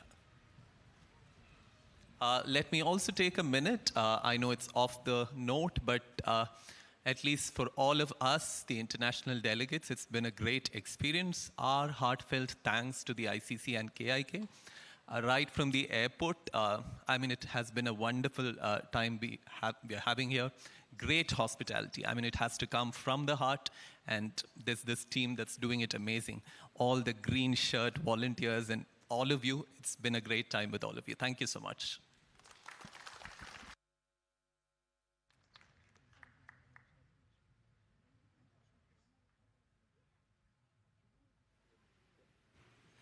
Please thank Dr. Jayan Moses, a wonderful chair for our final session this afternoon.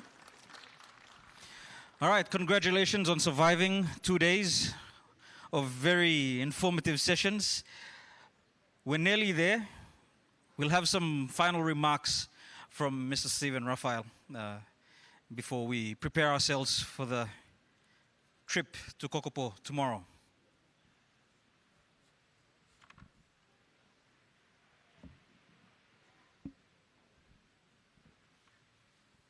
Thank you, MC, and thank you, everyone. It's been a wonderful 2 days. We can say it's been information overload, but for some of us, it's been very, very informative sessions that we've had here. To our speakers, and obviously, firstly to Dr. Delfina, thank you ever so much to the ICC for providing this opportunity for us here in Papua New Guinea to listen to our speakers. We started off yesterday with our speakers speaking about the R&D process. We came to the products, and then we went to the platforms that we need to use to market our products. And finally, we put the human touch to it with gender equity presentations this afternoon. Thank you. Thank you to all our presenters on behalf of the board and on behalf of KIK. We thank you very much for those very, very informative papers that you have presented to us. We have actually learned a lot from them. There are not all of them, but there are some of them that we need to connect with very quickly. So that we can progress our own journey as an industry in Papua New Guinea. And obviously, there's a lot of things that we can learn from, but I think we need to take the incremental steps so that we are able to do what we can substantively, take the substantive traction, and then move from there. So on behalf of all of us, again, thank you very, very much to everyone that's presented for the last 2 days. We thank you all for gracing us with your powerful presence. I think the experience that we've been able to listen to is probably over 100 years old. If you ask me about the ages of the people that presented for the last 2 days, and so we were privileged for the last 2 days to listen to that historical context of our coconut tree within the countries of ICC. And we thank you very much to the 21 countries that have been able to come, to make it to Papua New Guinea this time around.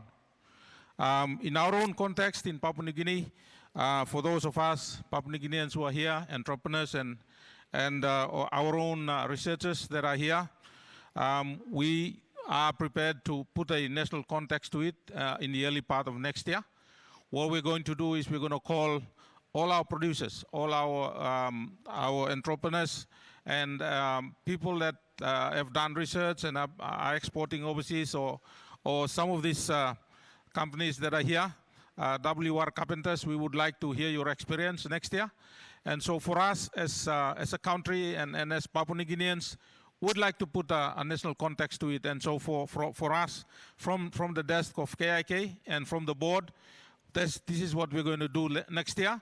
Bring all of us together, look at the experiences that we've had, look at where we are, the status that we are in at the moment in as far as the coconut value chain is concerned.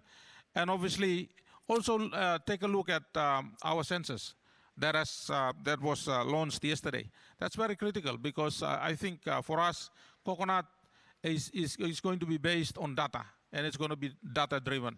And so with the census that has been completed, we're hopeful and we are confident that we can be able to make some strategic decisions now and cascade that from government, and obviously look at the kind of funding that needs to come to us to basically run with coconut within the country, within the value chain that we have. And so, Mr. Aku, on behalf of the board, thank you very much. Dr. Zelfina from ICC, thank you once again for bringing this team of very powerful and knowledgeable people to us and informing us for the last 2 days. We're hopeful that our trip to Kokopo will be a memorable one. For those of us who are visitors, that is where I come from originally. And so I think the burden is on me to make sure that your trip to Rabaul tomorrow is going to be a good one. It's going to be a cultural experience, and it's also going to be a tourist experience for all of you. That much I can tell you, but I'm hoping that there'll be really good surprises for you when we come across to Rabaul tomorrow. But for all of us this afternoon, thank you everyone for staying on. I think the MC has said it, and I don't need to say it. You're legends for hanging in there and for engaging with us and engaging with the experts that have been presenting to us for the last 2 days.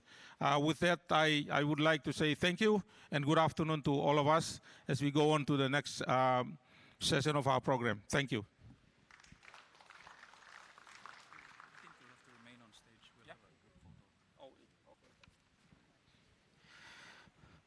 Okay, I did say we're nearly there.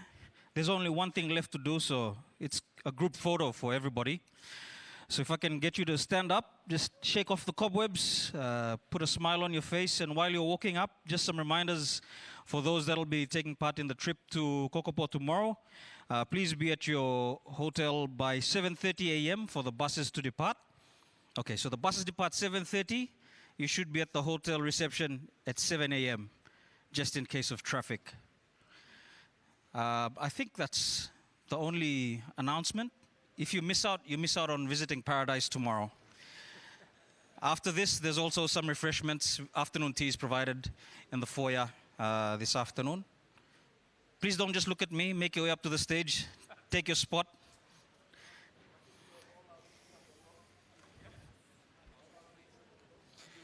And also tonight's dinner, we have a dinner at the Lamana Hotel at 6 p.m. So transport will be organized from your respective hotels to Lamana this evening. Thank you. We'll have all our visitors on the stage, and all Papua New Guineans here. We invite you to be part of the Friends of Coconut and Partners of Coconut. Come, let's take a photo together.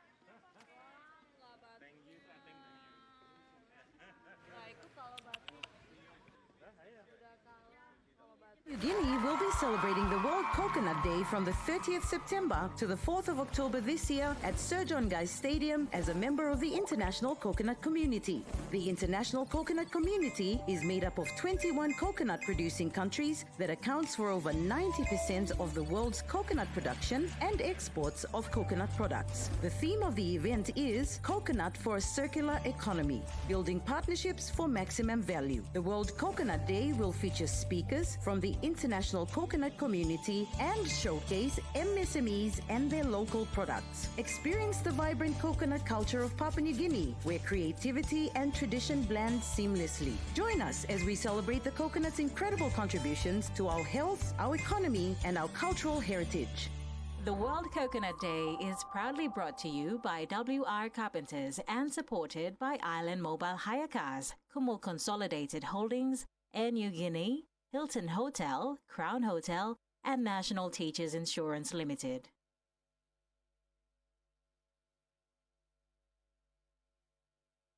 Papua New Guinea will be celebrating the World Coconut Day from the 30th September to the 4th of October this year at Sir John Guise Stadium as a member of the International Coconut Community. The International Coconut Community is made up of 21 coconut producing countries that accounts for over 90% of the world's coconut production and exports of coconut products. The theme of the event is Coconut for a Circular Economy, building partnerships for maximum value. The World Coconut Day will feature speakers from the international coconut community and showcase MSMEs and their local products. Experience the vibrant coconut culture of Papua New Guinea, where creativity and tradition blend seamlessly. Join us as we celebrate the coconut's incredible contributions to our health, our economy, and our cultural heritage.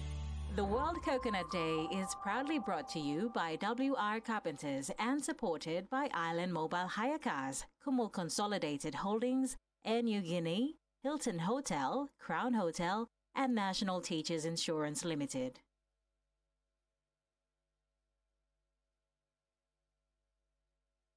Papua New Guinea will be celebrating the World Coconut Day from the 30th September to the 4th of October this year at Sir John Guise Stadium as a member of the International Coconut Community. The International Coconut Community is made up of 21 coconut producing countries that accounts for over 90% of the world's coconut production and exports of coconut products. The theme of the event is Coconut for a Circular Economy, building partnerships for maximum value. The World Coconut Day will feature speakers from the international coconut community and showcase MSMEs and their local products. Experience the vibrant coconut culture of Papua New Guinea, where creativity and tradition blend seamlessly. Join us as we celebrate the coconut's incredible contributions to our health, our economy, and our cultural heritage.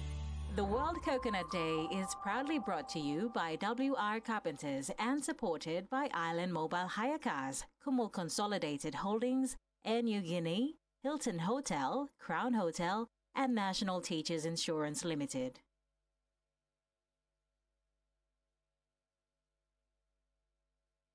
Papua New Guinea will be celebrating the World Coconut Day from the 30th September to the 4th of October this year at Sir John Guise Stadium as a member of the International Coconut Community. The International Coconut Community is made up of 21 coconut producing countries that accounts for over 90% of the world's coconut production and exports of coconut products. The theme of the event is Coconut for a Circular Economy, building partnerships for maximum value. The World Coconut Day will feature speakers from the international coconut community and showcase MSMEs and their local products. Experience the vibrant coconut culture of Papua New Guinea, where creativity and tradition blend seamlessly. Join us as we celebrate the coconut's incredible contributions to our health, our economy, and our cultural heritage.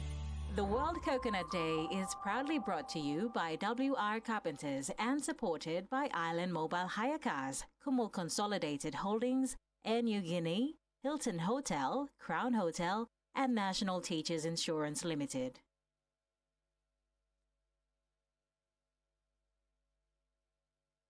Papua New Guinea will be celebrating the World Coconut Day from the 30th September to the 4th of October this year at Sir John Guise Stadium as a member of the international coconut community. The international coconut community is made up of 21 coconut producing countries that accounts for over 90% of the world's coconut production and exports of coconut products. The theme of the event is Coconut for a Circular Economy, building partnerships for maximum value. The World Coconut Day will feature speakers from the international coconut community and showcase MSMEs and their local products. Experience the vibrant coconut culture of Papua New Guinea, where creativity and tradition blend seamlessly. Join us as we celebrate the coconut's incredible contributions to our health, our economy, and our cultural heritage. The World Coconut Day is proudly brought to you by WR Carpenters and supported by Island Mobile Hire Cars, Kumul Consolidated Holdings, Air New Guinea, Hilton Hotel, Crown Hotel, and National Teachers Insurance Limited.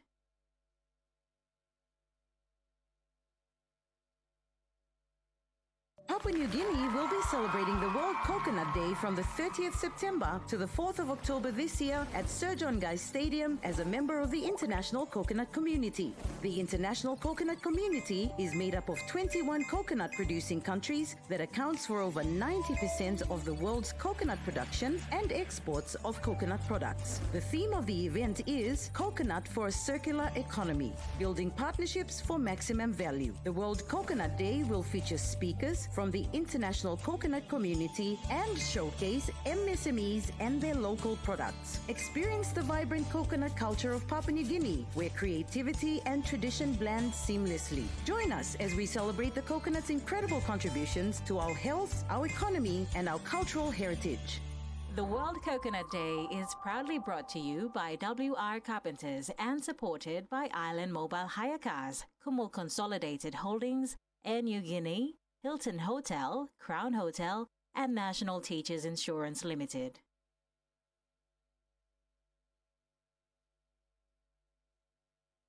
Papua New Guinea will be celebrating the World Coconut Day from the 30th September to the 4th of October this year at Sir John Guise Stadium as a member of the international coconut community.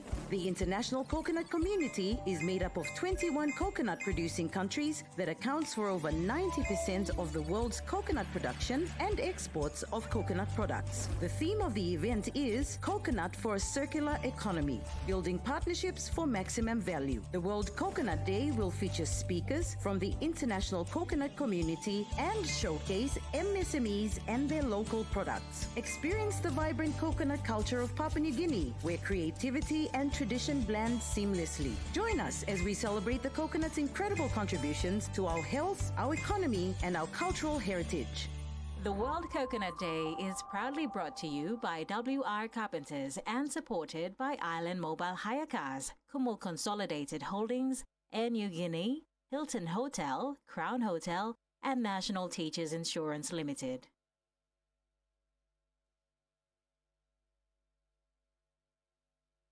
Papua New Guinea will be celebrating the World Coconut Day from the 30th September to the 4th of October this year at Sir John Guise Stadium as a member of the international coconut community. The international coconut community is made up of 21 coconut producing countries that accounts for over 90% of the world's coconut production and exports of coconut products. The theme of the event is Coconut for a Circular Economy, building partnerships for maximum value. The World Coconut Day will feature speakers from the international coconut community and showcase MSMEs and their local products. Experience the vibrant coconut culture of Papua New Guinea, where creativity and tradition blend seamlessly. Join us as we celebrate the coconut's incredible contributions to our health, our economy, and our cultural heritage. The World Coconut Day is proudly brought to you by WR Carpenters and supported by Island Mobile Hire Cars, Kumul Consolidated Holdings, Air New Guinea, Hilton Hotel, Crown Hotel, and National Teachers Insurance Limited.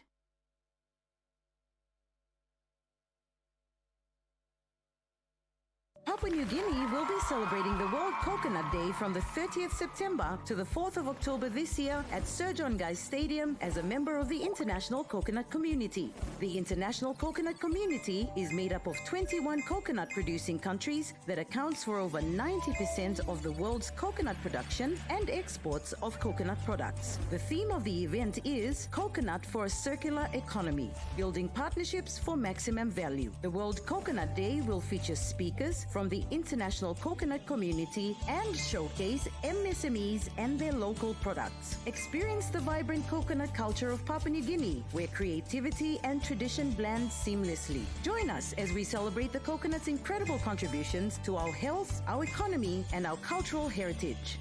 The World Coconut Day is proudly brought to you by WR Carpenters and supported by Island Mobile Hire Cars, Kumul Consolidated Holdings, Air New Guinea, Hilton Hotel, Crown Hotel, and National Teachers Insurance Limited.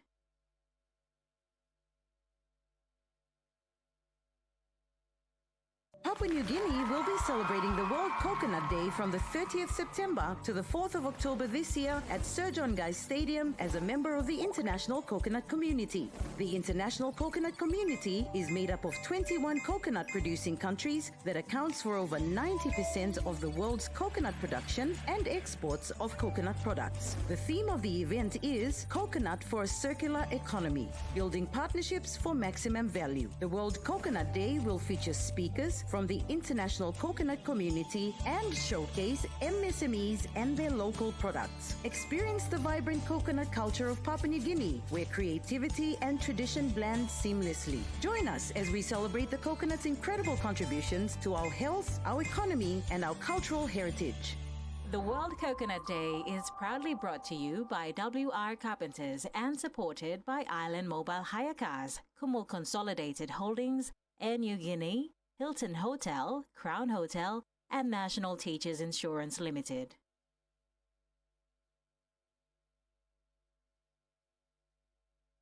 Papua New Guinea will be celebrating the World Coconut Day from the 30th September to the 4th of October this year at Sir John Guise Stadium as a member of the international coconut community. The international coconut community is made up of 21 coconut producing countries that accounts for over 90% of the world's coconut production and exports of coconut products. The theme of the event is Coconut for a Circular Economy, building partnerships for maximum value. The World Coconut Day will feature speakers from the international coconut community and showcase MSMEs and their local products. Experience the vibrant coconut culture of Papua New Guinea, where creativity and tradition blend seamlessly. Join us as we celebrate the coconut's incredible contributions to our health, our economy, and our cultural heritage.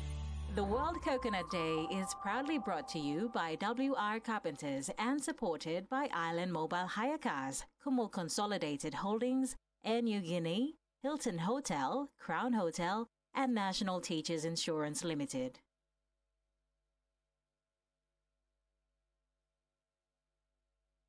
Papua New Guinea will be celebrating the World Coconut Day from the 30th September to the 4th of October this year at Sir John Guise Stadium as a member of the international coconut community. The international coconut community is made up of 21 coconut producing countries that accounts for over 90% of the world's coconut production and exports of coconut products. The theme of the event is Coconut for a Circular Economy, building partnerships for maximum value. The World Coconut Day will feature speakers from the international coconut community and showcase MSMEs and their local products. Experience the vibrant coconut culture of Papua New Guinea, where creativity and tradition blend seamlessly. Join us as we celebrate the coconut's incredible contributions to our health, our economy, and our cultural heritage.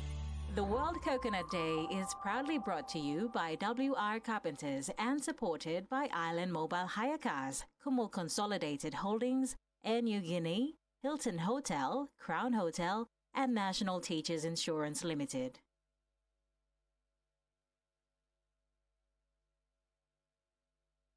Papua New Guinea will be celebrating the World Coconut Day from the 30th September to the 4th of October this year at Sir John Guise Stadium as a member of the international coconut community. The international coconut community is made up of 21 coconut-producing countries that accounts for over 90% of the world's coconut production and exports of coconut products. The theme of the event is Coconut for a Circular Economy, building partnerships for maximum value. The World Coconut Day will feature speakers from the international coconut community and showcase MSMEs and their local products. Experience the vibrant coconut culture of Papua New Guinea, where creativity and tradition blend seamlessly. Join us as we celebrate the coconut's incredible contributions to our health, our economy, and our cultural heritage. The World Coconut Day is proudly brought to you by WR Carpenters and supported by Island Mobile Hire Cars, Kumul Consolidated Holdings, Air New Guinea, Hilton Hotel, Crown Hotel, and National Teachers Insurance Limited.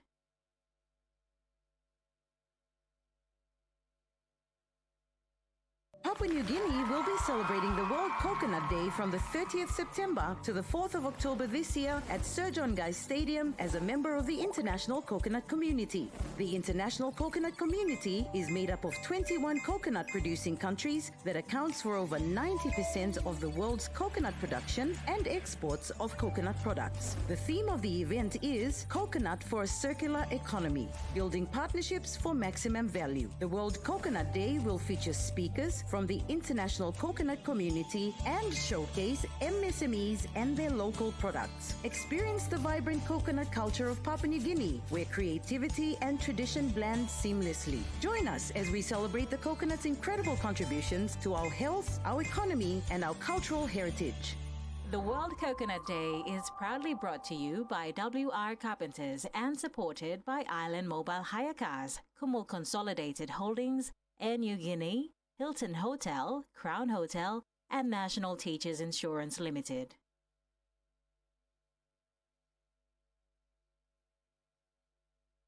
Papua New Guinea will be celebrating the World Coconut Day from the 30th September to the 4th of October this year at Sir John Guise Stadium as a member of the international coconut community. The international coconut community is made up of 21 coconut-producing countries that accounts for over 90% of the world's coconut production and exports of coconut products. The theme of the event is Coconut for a Circular Economy, building partnerships for maximum value. The World Coconut Day will feature speakers from the international coconut community and showcase MSMEs and their local products. Experience the vibrant coconut culture of Papua New Guinea, where creativity and tradition blend seamlessly. Join us as we celebrate the coconut's incredible contributions to our health, our economy, and our cultural heritage.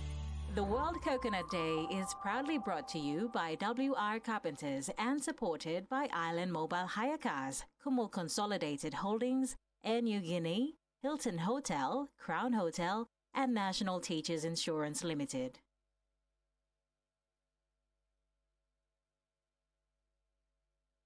Papua New Guinea will be celebrating the World Coconut Day from the 30th September to the 4th of October this year at Sir John Guise Stadium as a member of the international coconut community. The international coconut community is made up of 21 coconut-producing countries that accounts for over 90% of the world's coconut production and exports of coconut products. The theme of the event is Coconut for a Circular Economy, building partnerships for maximum value. The World Coconut Day will feature speakers from the international coconut community and showcase MSMEs and their local products. Experience the vibrant coconut culture of Papua New Guinea, where creativity and tradition blend seamlessly. Join us as we celebrate the coconut's incredible contributions to our health, our economy, and our cultural heritage. The World Coconut Day is proudly brought to you by WR Carpenters and supported by Island Mobile Hire Cars, Kumul Consolidated Holdings, Air New Guinea, Hilton Hotel, Crown Hotel, and National Teachers Insurance Limited.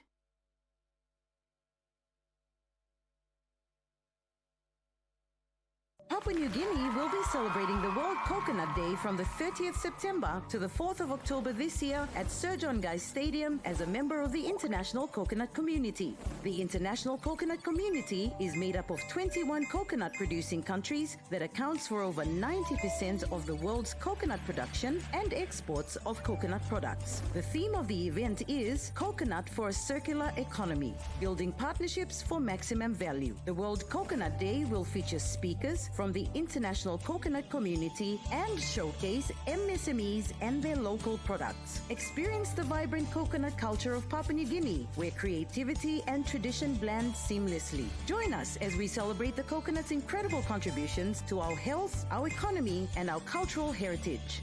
The World Coconut Day is proudly brought to you by WR Carpenters and supported by Island Mobile Hire Cars, Kumul Consolidated Holdings, Air New Guinea, Hilton Hotel, Crown Hotel, and National Teachers Insurance Limited.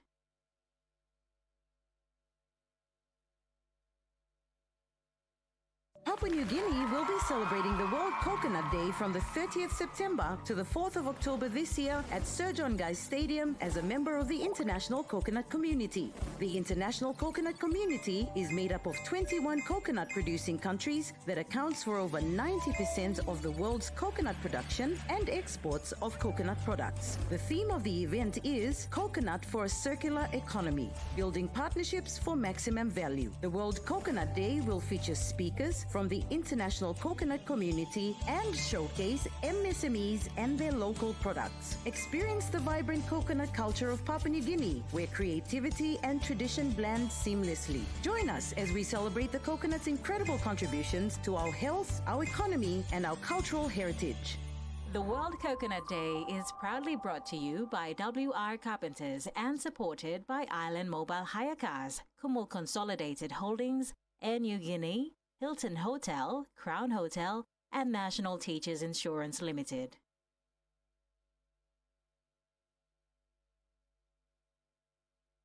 Papua New Guinea will be celebrating the World Coconut Day from the 30th September to the 4th of October this year at Sir John Guise Stadium as a member of the international coconut community. The international coconut community is made up of 21 coconut-producing countries that accounts for over 90% of the world's coconut production and exports of coconut products. The theme of the event is Coconut for a Circular Economy, building partnerships for maximum value. The World Coconut Day will feature speakers from the international coconut community and showcase MSMEs and their local products. Experience the vibrant coconut culture of Papua New Guinea, where creativity and tradition blend seamlessly. Join us as we celebrate the coconut's incredible contributions to our health, our economy, and our cultural heritage. The World Coconut Day is proudly brought to you by WR Carpenters and supported by Island Mobile Hire Cars, Kumul Consolidated Holdings, Air New Guinea, Hilton Hotel, Crown Hotel, and National Teachers Insurance Limited.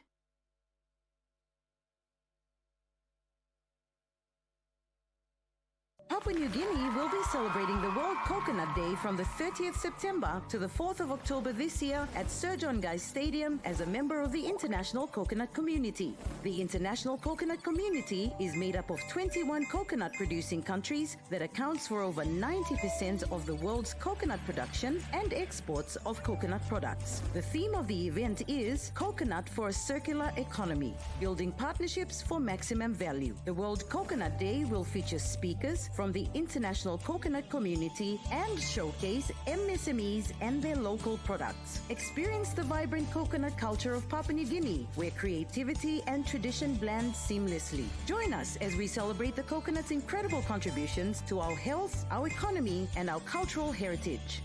The World Coconut Day is proudly brought to you by WR Carpenters and supported by Island Mobile Hire Cars, Kumul Consolidated Holdings, Air New Guinea, Hilton Hotel, Crown Hotel, and National Teachers Insurance Limited.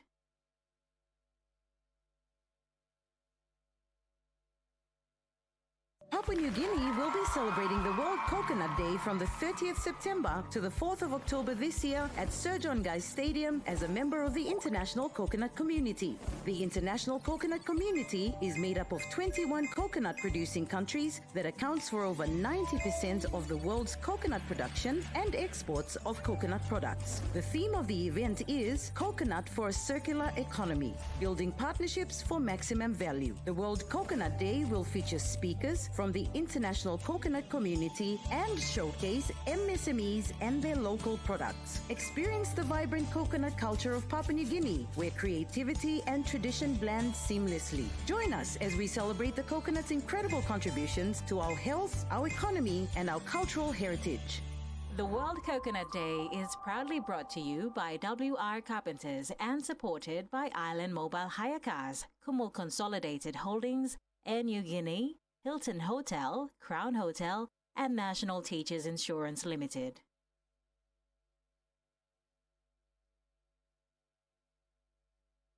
Papua New Guinea will be celebrating the World Coconut Day from the 30th September to the 4th of October this year at Sir John Guise Stadium as a member of the international coconut community. The international coconut community is made up of 21 coconut-producing countries that accounts for over 90% of the world's coconut production and exports of coconut products. The theme of the event is Coconut for a Circular Economy, building partnerships for maximum value. The World Coconut Day will feature speakers from the international coconut community and showcase MSMEs and their local products. Experience the vibrant coconut culture of Papua New Guinea, where creativity and tradition blend seamlessly. Join us as we celebrate the coconut's incredible contributions to our health, our economy, and our cultural heritage. The World Coconut Day is proudly brought to you by WR Carpenters and supported by Island Mobile Hire Cars, Kumul Consolidated Holdings, Air New Guinea, Hilton Hotel, Crown Hotel, and National Teachers Insurance Limited.